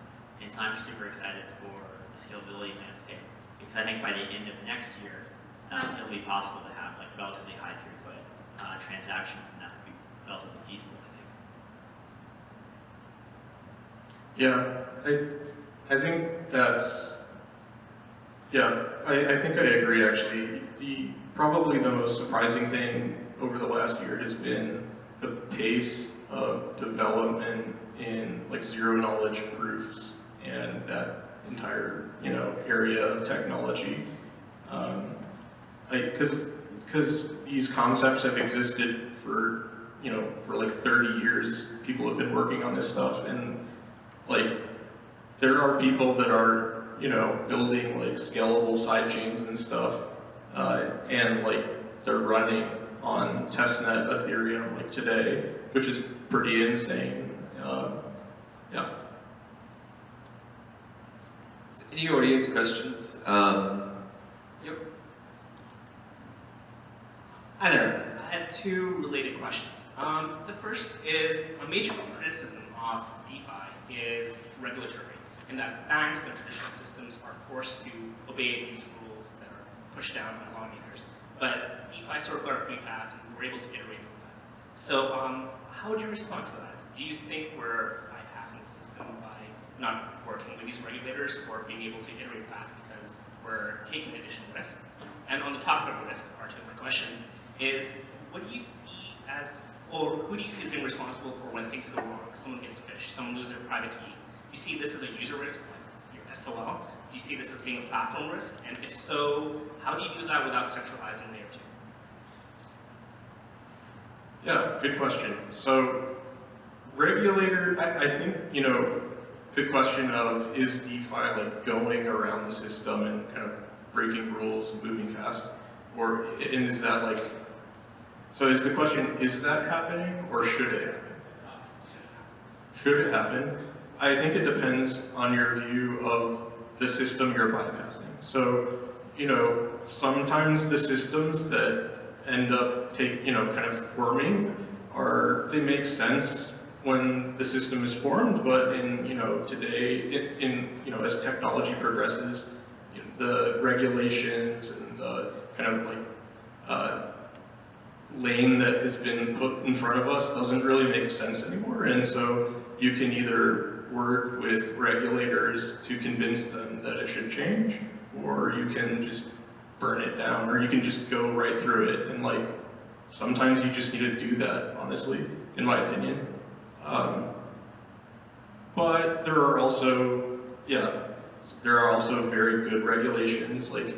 I think the ICO craze really demonstrated why investor protections exist and stuff like that. So it's definitely not an easy answer. But I think regulators acknowledge that, and regulators will say yeah, laws are important, regulations are important, but we also don't want to get in the way of innovation. At least in the US, some of the regulators have that position. When it comes to whose fault is it if a user gets hacked or they lose their private key? I mean, the philosophy behind cryptocurrency in general is don't trust, verify, take kind of personal responsibility. The power behind cryptocurrency is the fact that you can take ownership of your own assets and you don't have to rely on anyone else. So I feel it's important that we keep that philosophy of personal responsibility and self-custody. Other questions from the audience?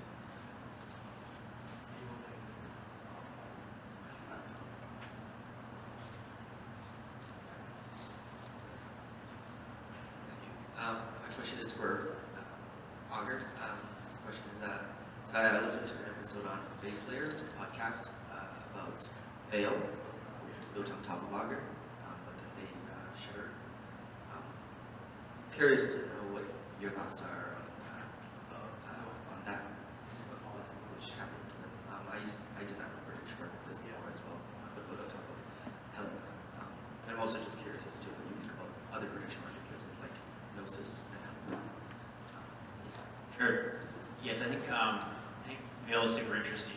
I think they ended up kind of pivoting and making a fork of Augur, which didn't quite make a lot of sense to me, because I think it was some of the benefits. It was kind of the worst of both worlds. You've got the negatives of centralized prediction markets and the negatives of decentralized ones. And so you didn't have a huge product differentiator there. So I think to me, for decentralized prediction markets, I think the most important things are that they remain global, so globally accessible at the base protocol layer. No limits on transactions. So the idea is that if you're a winning bettor or a good trader, you shouldn't be limited because of that. In traditional betting markets, it's the opposite. You get limited pretty much everywhere. If you start winning, you're betting $1,000 a match, it'll get cut down to 100. Next week, maybe it's $10. I've seen people who started with limits at 100,000, they get down to $1.50.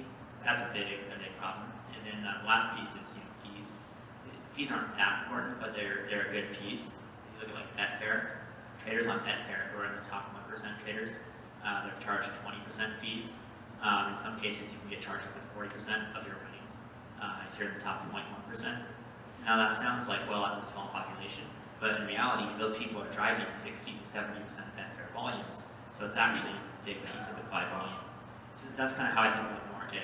As far as people building on top of things like Augur, it kind of relates to his question over there. As far as where its responsibility lies, I think if you're building something on top of Augur, you might say, hey, we'll take a little responsibility. If something goes wrong, we'll maybe pay you back for it. But in exchange for that, we're going to charge a fee on top of the base protocol. And so you can have systems like that where you can add value, where there's certain things you can do in a centralized way that still bring through the benefits of the decentralized layer. So to me, those benefits are no limits and globally accessible, and no fees. We have time for one last question, if there is one.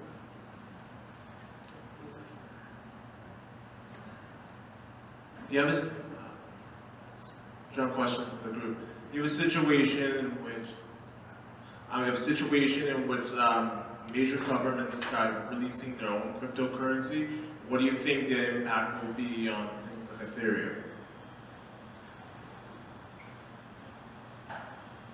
Yeah, that's a good question. I mean, it could be a bad thing for the cryptocurrency space in general. People that might be interested in the technology because it's their only alternative to government currency, and then they get, they really realize the benefits of decentralization and like a non-government alternative. Maybe we don't get as many of those people coming into the space because they're satisfied with a government-issued digital currency. But yeah, I mean, government-issued digital currencies could be like a pretty scary in my opinion. It allows, governments to have like a complete kind of view into everything everyone is doing with their money, and having like financial privacy, I think, is something that everyone appreciates. Whether you're, you don't have to be doing bad things to like want to keep your spending habits and net worth private. So I don't know. I think it's like kind of a scary trend. I'm just going to answer this one as well. I think it's really scary as well, but I actually think that this is the biggest layup we could get as an ecosystem. If you think about the difficulty of convincing, educating, and onboarding someone who's only got paper notes in their wallet versus someone that's at Cash App and trying to get them to move from Cash App into, let's say, MakerDAO or something like that. The friction point, I'd say it's a globally crowdsourced onboarding procedure. So thanks for the 3 billion users kind of thing. Yeah. I think it would go against the decentralized property of cryptocurrency. It would be validation for sure, but it wouldn't work. So it would be good and not work for the government. If we're going to have like a government-issued digital currency, if the government can have transparency into like, the citizens' spending habits and finances, like hopefully citizens will have much more transparency to government spending habits. So maybe that could be a good outcome of it. All right, well, Joey, Will, Marcelo, Michael, thank you very, very much. And next up, we have Peter Kieltyka. If you could come on up to the stage. Peter's going to be leading an introduction to Web3. And Peter is the co-founder, was the co-founder and CTO of Wyre. He was also the co-founder and CTO of Presley. But today, he's the co-founder and CEO of Horizon Blockchain Games. Welcome, Peter. Thank you. Thanks a lot, man. That's a very kind introduction.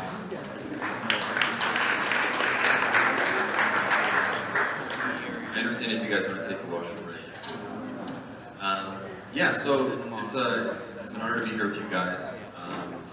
So now I'm the CEO of a blockchain gaming company, but I'm still the lead developer, actually, one of the lead developers, and in architects. It's an amazing space to explore. And I remember coming to ETHWaterloo for the first time 2 years ago. The first one, and actually Liam Horn from L4 is the guy who checked me in. It was pretty sweet. And now he asked me to speak here with you guys after spending 2 years working on a video game, which I'll show you. So my team and I, which we're 22 of us now, we're very excited about exploring video game experiences and incentives in the Web3 era. So I'm here to tell you about my perspective, what Web3 means from a product perspective. So first, focusing on kind of Web 1.0, really, which is the idea around the connectivity of information. So it kind of looks like this back in the day. If you guys remember starting with Netscape, downloading it, it was just incredible, like tapping into this endless sea of information that's hyperlinked. It's kind of interesting where it comes from, like starting from HTTP, a transport protocol, a resource a unifier and locator to connect information, an HTML, a document standard, all open standards, really protocols. And the browser, which really represents this World Wide Web, the kind of the vision of open and connected information to allow anyone to access to publish into this network, is something really that started us to be here. And it definitely changed my life, and I probably spent 100,000 hours or something like that on it. Yeah. And so when we think about Web 2.0, it's about the connectivity of applications, networks, and people. And that's where we are today. And so what kind of occurred? Obviously, browsers became incredibly powerful.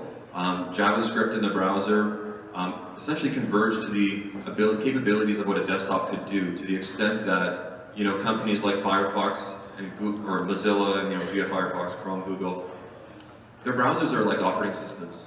And in fact, even today, when we talk about like WebAssembly as a kind of essentially a universal machine level language, people are even putting WebAssembly in the Linux kernel, which is just wild, and on blockchains, of course, soon. And this essentially deepened the experience and allowed anyone to instantly access applications and software from anywhere, from any device, for free, without, in a sandbox, in a kind of a secure environment. And interestingly, this right here is Spotify, which is actually a web application in a browser. This is actually Chrome. I'm not sure if you guys know this. And so, of course, there's also an emergence of networks, of social networks, the connectivity. More people came online. Obviously, like e-commerce was kind of fulfilled by usability and the collaboration across ecosystems like clouds and APIs. This is Web 2.0. So we kind of came to the point of the connectivity of information and the kind of emergence of applications in the wide global connectivity of individuals and people as groups. And now, what I think about Web 3.0 is really the Internet of Value. And so it's kind of looking back Web 2 and turning these applications and networks into economies. And this is, again, my view and that I'm extremely excited about. And so Web 3, what makes it possible is to create and participate in open and secure digital economies. So, for example, the simplest thing would be, as a user of an application, you can actually generate value just by being a user, a valuable user.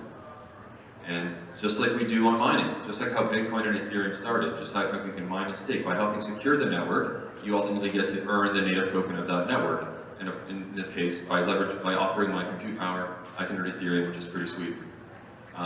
And so another great example of kind of offering, in a lot of ways, it's kind of like value sharing, right? You produce value, you get value. And so in the Brave browser, which offers, made by the ex-Mozilla CEO, they have essentially it's a privacy-driven browser where you have access to the control as to how advertisers or people actually view your fingerprints online. You can opt in to choose to do that, then advertisers and publishers can target you, but you will actually earn back token as a result of that. You typically can take that back token, convert it for various different pairs in the market, such as Ethereum or DAI or whatever, which is liquid stuff. Maybe you'll sell it back to advertisers who want to be targeting other users, which is pretty cool. So surfing the web, you're earning value. It's that simple. So I'm working on a game called Skyweaver. This is what we've been doing for 2 years. Really excited. Looks like this. It's actually a web game, WebGL game. We built our own engine. So it's a 1 versus 1 multiplayer turn-based strategy game, similar to Magic the Gathering, Pokemon, Yu-Gi-Oh, Hearthstone, and so forth. It's available on 7 different platforms: Windows, Mac, Linux, iPhone, Android, iPad.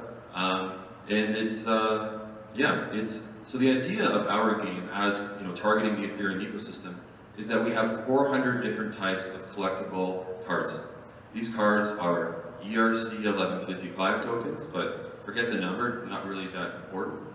More to the extent is that they're a type of cryptocurrency token that exists in your wallet, so you're able to own them and you're able to trade them with one another, which is really cool. And it's funny, in the digital card game space, what is it, $2 billion market, they're actually not, you might hear the terms TCG or CCG.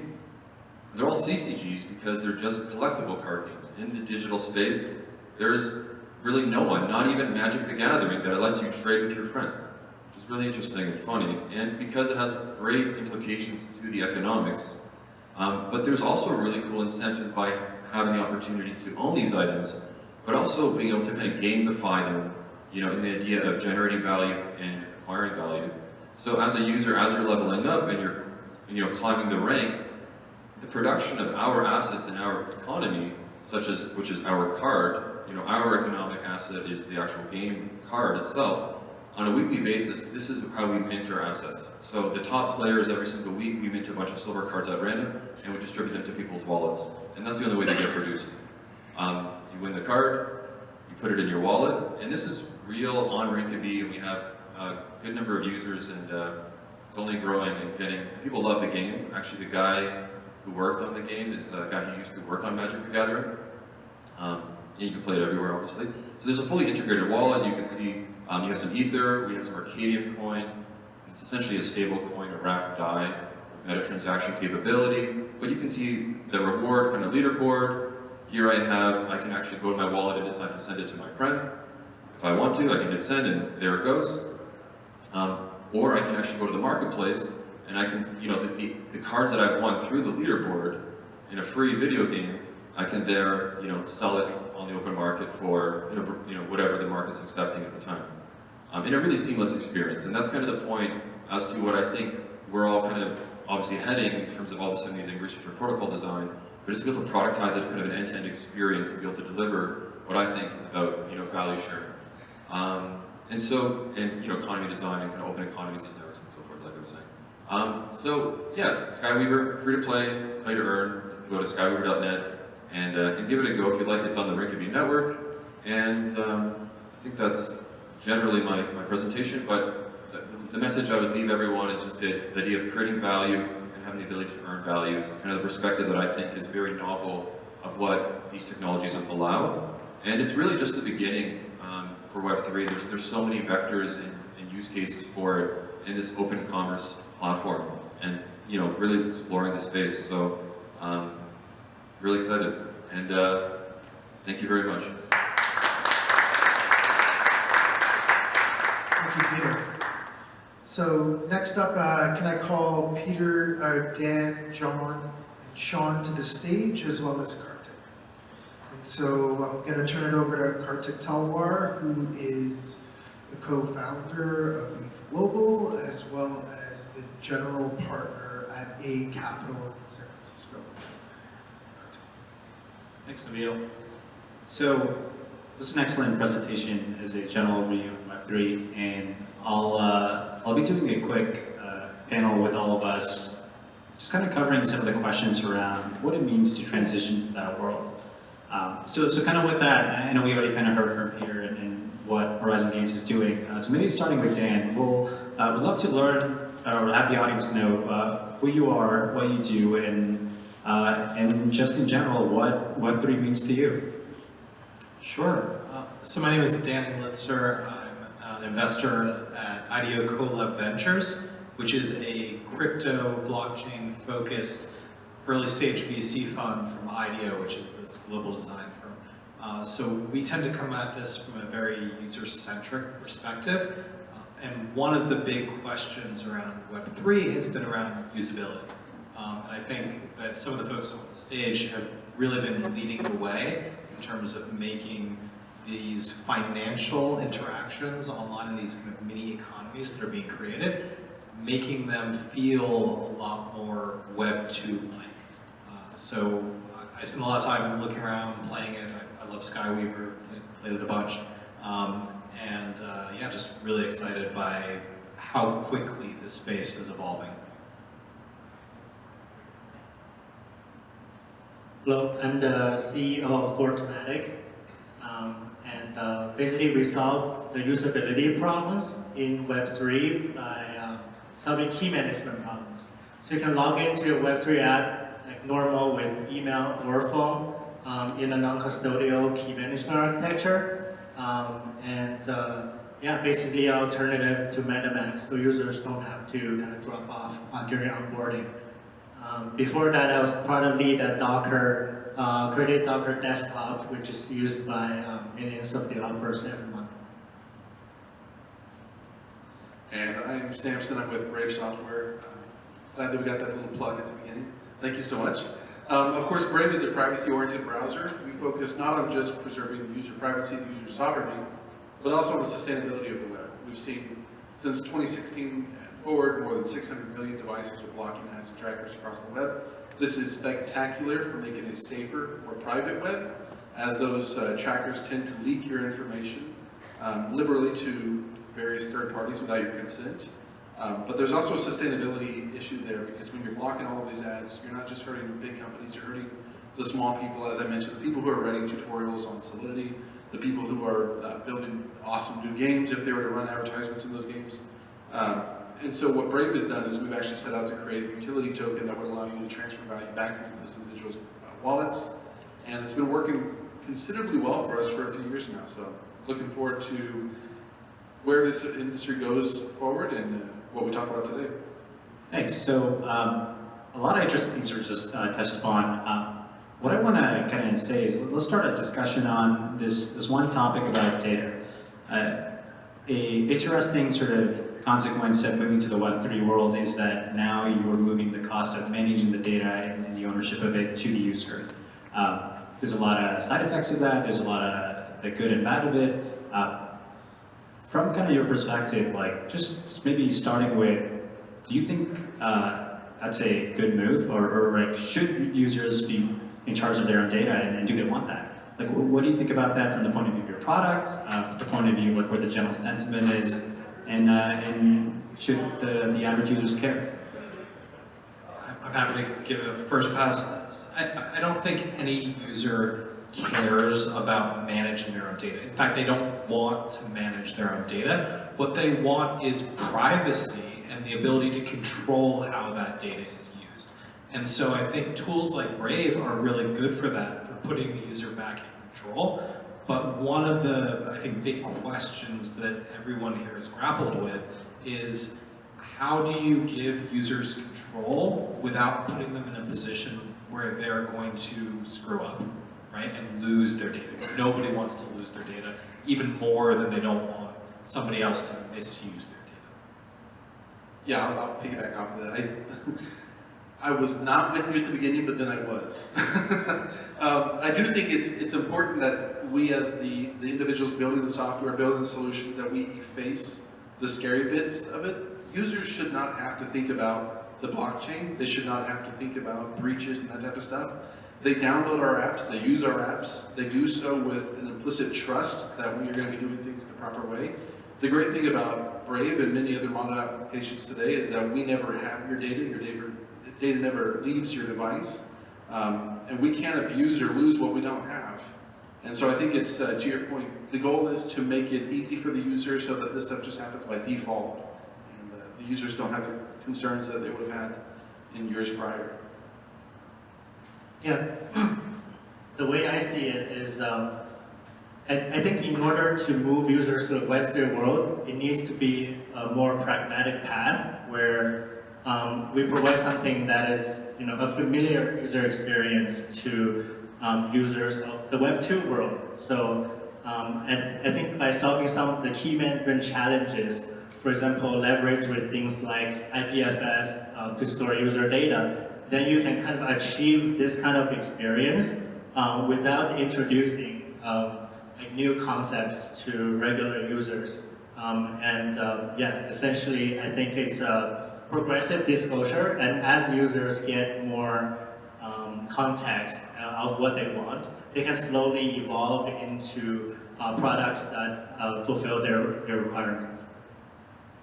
So actually, one thing to circle back to your original question, who pays for this? Right, I think that's a big challenge. One of the amazing things about the advertising-driven model of the web as we know it today has been that it's enabled access to services to billions of people in the world, right? People who would not be able to pay if Facebook started charging. They could not pay for Google services. And so there is this flattening effect from advertising that I think is really powerful and has enabled wonderful things in the world. I think the issue is that we've almost like tipped too far, and now we're in a place where the level of surveillance and loss of control of our data is a problem. But I think one of the things that I really don't want us to lose as we make this Web3 transition is the idea that services need to find a way to remain free and accessible to everyone in the world, or else we've all entered in here idealistically, but we're going to end up creating a worse version of what we have today. No, that's a very interesting topic.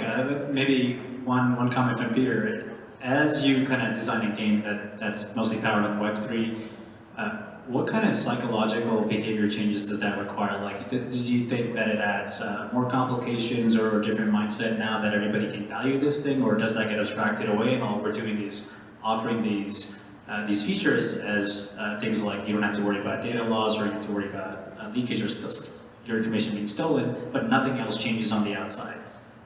Yeah, it's a great question. You know, that's what gaming is a cool thing to explore, just because it kind of, there's an existing market around virtual items. They can be typically low value, so it's easier to kind of explore the design space. In terms of, obviously, usability and kind of data access, it should be essentially indistinguishable from what is Web 2, obviously. That's why we've taken the perspective of offering a fully integrated solution. In terms of data and ownership, of course, it's very important to take a non-custodial, decentralized approach for multiple reasons. I mean, even as an application developer or someone offering, service, you don't want to take on the risk of actually like losing someone's, core assets.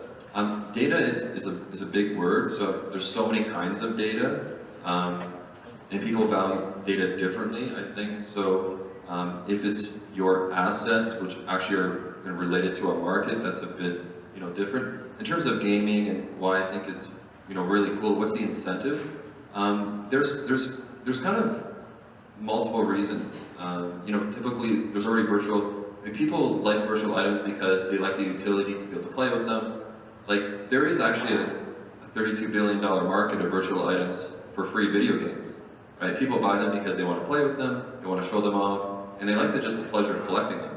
And I think what's really cool about adding the blockchain layer is there is a speculative kind of excitement around knowing that this could be converted to something else, perhaps, and I could refund it. Like, in the digital download era, if I download something on my PS4, kind of better off going to EB Games. At least I could swap it for another game. I think it's cool when you explore the design space of competitive games, because you can actually distribute rewards in kind of a profit sharing kind of a model that will net expand the number of people who are participating in this and adds extra metagame capabilities.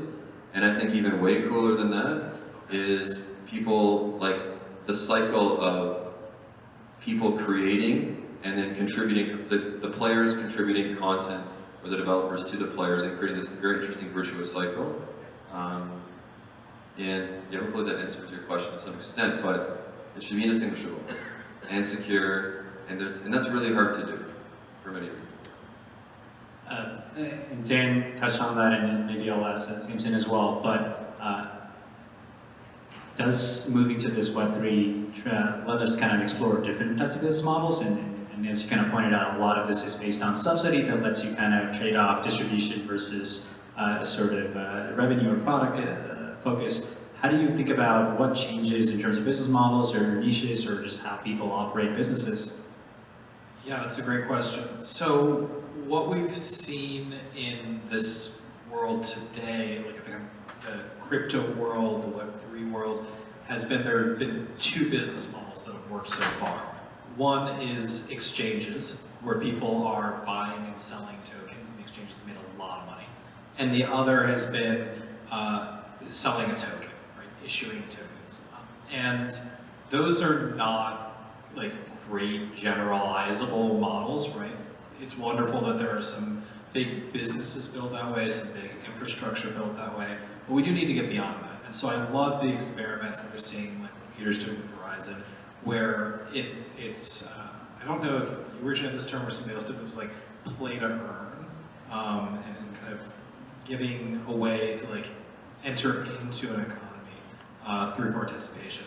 So I think that's an interesting model, and I'd love to see that get proved out a little more. We're seeing a lot of variations now where people are building this financial stack. So for everyone who watched the kind of DeFi panel before, I think a lot of the projects represented did launch their own token early before they had a broadly used product. Right? It may have been functional, but it didn't have product market fit yet.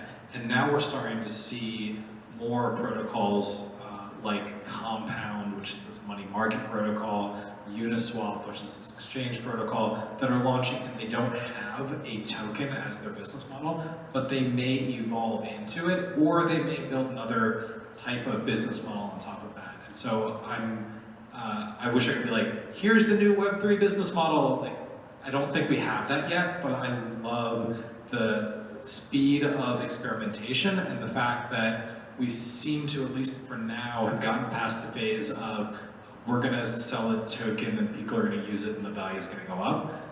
It's getting a lot more nuanced and sophisticated than that. Yeah, one of the things I think Peter mentioned earlier was the value that's created by participants in the system, not just the individuals that are up at the very top of it.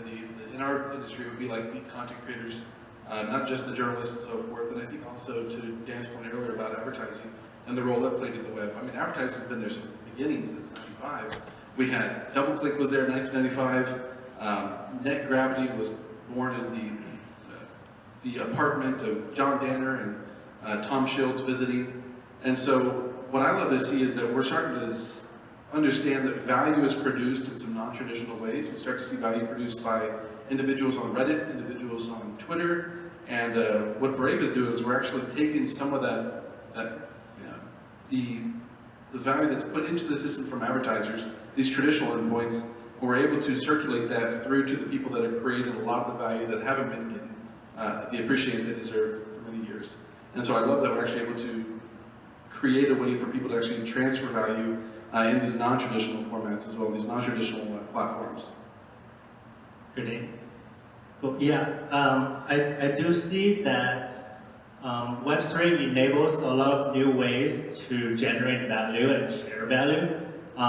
I do also see that the lines are starting to blur, right, between Web3 and Web2. So as we make, so I come from like infrastructure background. I like building tools for developers, and I see a lot of great technology being created just in the space that could be useful as infrastructure in like even the Web2 world. So partly of that is like key management or secret management that could be really useful for this kind of new local first application movement which preserves privacy. So I see a lot of applications in the traditional world as well. So I do see that's a potential direction for many Web3 companies as well. So I actually want to take a hypothetical scenario where just the extreme of the opposite of what you just said. Now that you get the ability to, in a way, price every transaction anywhere from a click to an interaction, do you think that kind of converges how we think about internet or how information should be free or not free, or does that mean we're just going to see a world where you have to pay money for accessing everything? And also, in general, like, does that force more finance-related things on the web? Like, how much do you worry about that? Does that matter? Do you care about this? Is that even a real concern for each of you?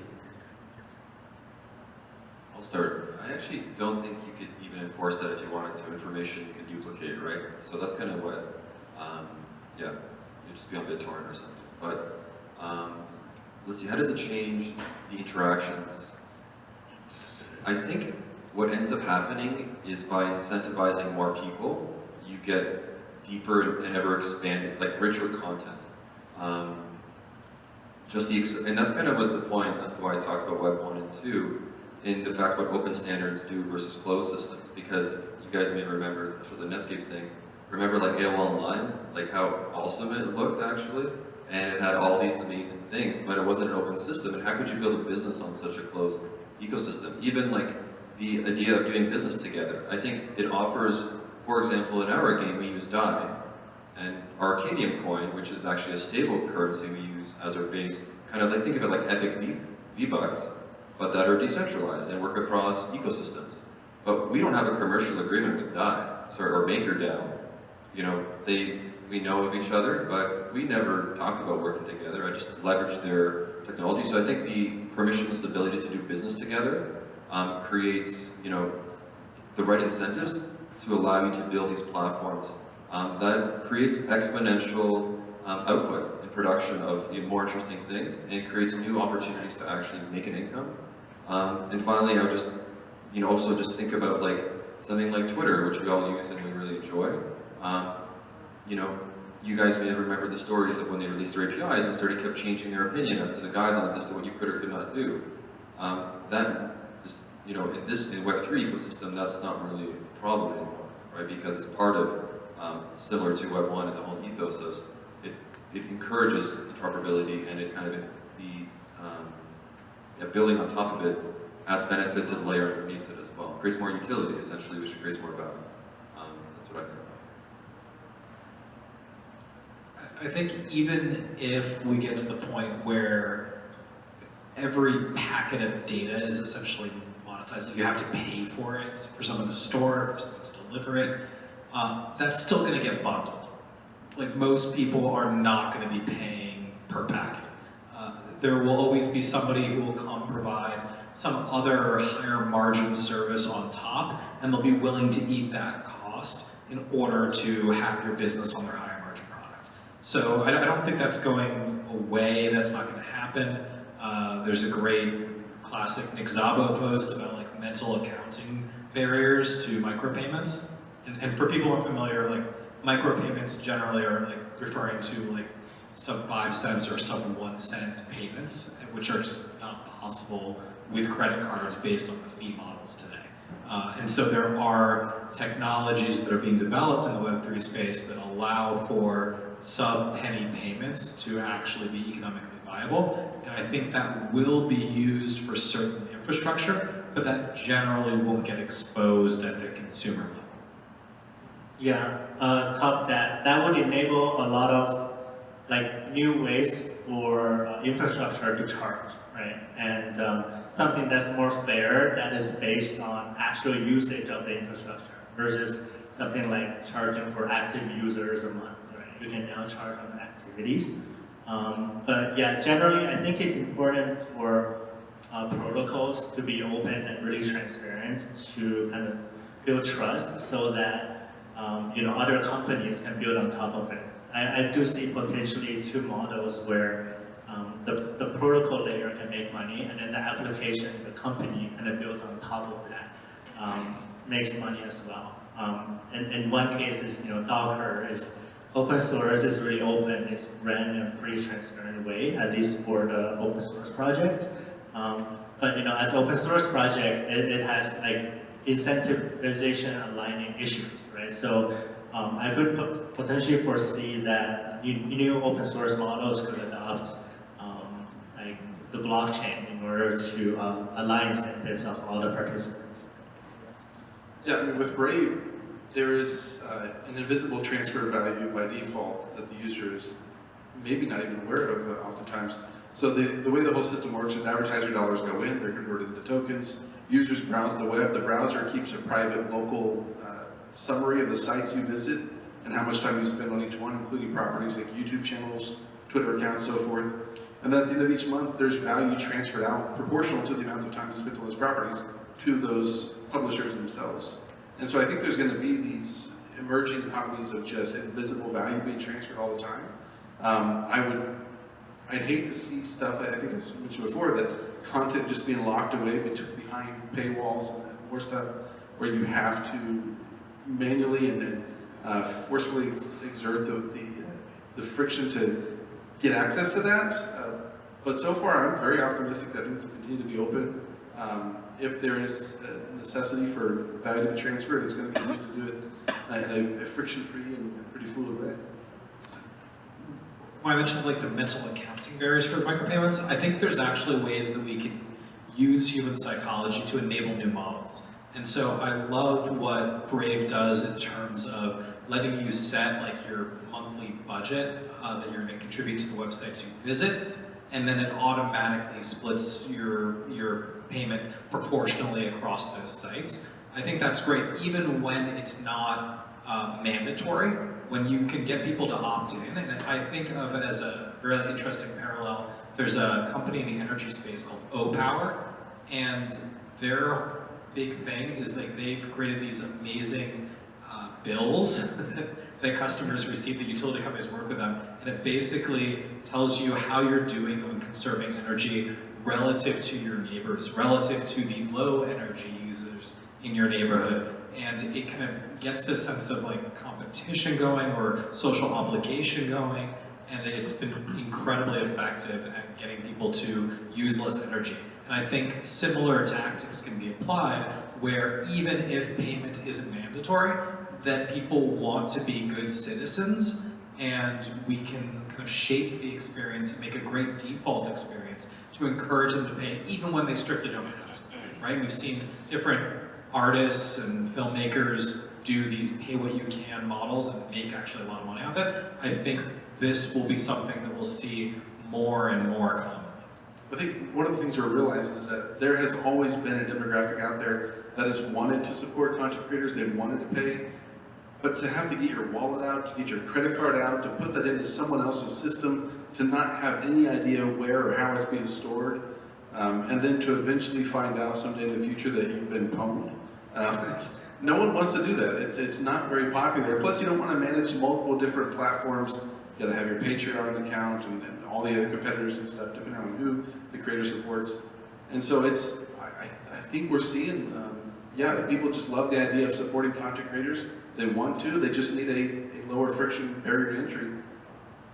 No, that makes a lot of sense. And I guess like kind of with that, apart from just the obvious UX and key management issues, kind of what do you think the biggest barriers are, technical or otherwise, on that prevents people or prevents Web3 from going to billions of users? Like anything you fear that could be a big hurdle other than those two things? I think it's definitely the divide, right? So there's like this invisible line between Web 2 and Web 3 that kind of inhibits like us finding like what actually bridges these two worlds. And I do think, so we did a lot of user research for our interface, and we realized that a lot of mainstream users are familiar with Bitcoin, right? But in terms of like ETH, DeFi, right, all these new concepts is very foreign to them. And like if we put BTC right on the interface, that people will understand it. If we put ETH, they're like, what is that, like cents? Like, so definitely, I think we should be kind of consolidating like digital currency as a whole, as a general concept, right? For because taking out your credit card and all that is such a jarring experience. It would be great if you have a balance somewhere that goes around. But I think the consolidation of this cryptocurrency, especially maybe to Bitcoin, maybe something else, would really benefit mainstream adoption because users are already familiar with like digital currency concept because they use Venmo and like Square and all that. So that's what I'm saying. One thing you mentioned is digital currency, and it's been coming up more and more recently, and I started really hate the term because the dollar is digital today, largely speaking, right? And cryptocurrency is scary. People have really negative associations. A term that I've been kind of playing around with that I kind of like is like internet native money, right? It's not native to any nation state. It's not native to any particular company. It's just internet money or internet native money. I think maybe that captures the ethos that we're going for here and really divides it also from some of these potential national issue digital crypto style currencies. Yeah, I think it was Mark Andreessen who said it was one of the web's original sins that we didn't have some type of currency or value system built in.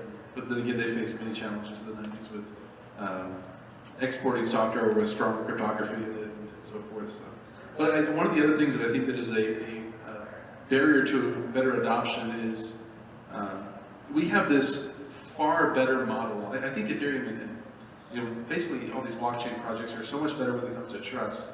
But the thing they don't really help with is user comfort. So if I send 100 Ethereum to the wrong address, it's just gone. Like, it's not retrievable. However, if someone takes my Visa card for my wallet or gets my address or my number or something like that, and they use it, well, then I can recover those funds. Usually a bank is there to help me with that. And so there are people that are starting to think about those types of problems as well, because it's kept some people from wanting to get into this industry because there's not that trust on their side, that reliance that the system is going to protect them. And so I think that's going to help considerably as well when those problems begin to be solved more in the future. Yeah, so I think the only thing separating us between realizing on Web3 and now is just time. And honestly, I think in terms of usability and UX, we know it's all there. We have it all. I think whether it's meta transactions or wallets, two-factor smart contract wallets that are being developed, handling kind of bank recovery systems and acting in that way. I think there's all the people. We just need more ETHGlobal events, to be honest. To bring people together, to educate developers, and to more development tools to actually simplify and bring people onto the system, and educating kind of the use cases that are novel and that really make sense. And like all things in technology, we kind of it's a bit of like pattern discovery, and how do you apply these things through a common thread, and then making them easy to use, and then offering those benefits at scale. And what's great about open systems is you get the exponential scale because of the interoperability, and even more so because of the lack of kind of risk in terms of collaboration. You actually can enable mass collaboration. So I think we just need time, honestly, and it's not scalability. It's not a thing that's getting solved by a number of individuals. Not even ETH2, even ETH1. It's not the wallets. There's like 5 great smart contract platforms. I think the one where we'll kind of land on, ultimately that will like hold teams back, and I think there'll be great infrastructure companies that come out. Of course, is security, right? Managing these economies and managing these assets, and regulatory issues is definitely a thing. Money laundering is a concern. All of these sort of things, but I don't think we're far away now. That's great. To wrap up, what is one fun or interesting Web3 thing you've played with recently that you think the people in the audience should check out? Other than your own game? The Brave browser. Or your own browser. I love Ethers.js, of course. The Nomic Labs guys are doing beautiful work on development tools. I'm obviously a major fan of the roll-up work that's happening in Layer 2. Obviously the stational work that the stational team is doing is amazing, and kind of bringing that together across a group of people. And I really think smart contract wallets are absolutely crucial. They offer a lot of important usability improvements with security. So that's me so far. Yeah, on the technical side, I'm really excited about a lot of the meta transaction L2 stuff that's happening from a consumer perspective, and I'm gonna disclose, do have a relationship here, so this is not entirely unbiased. But there's a really cool company protocol called Pool Together, where they've got this gamified savings. So you're depositing DAI, this kind of digital dollar, and it's going into Compound, which is this money market protocol. But every week, all the interest is being collected together, and one person randomly wins that. And anybody can withdraw their principal at any time, but it kind of gamifies savings.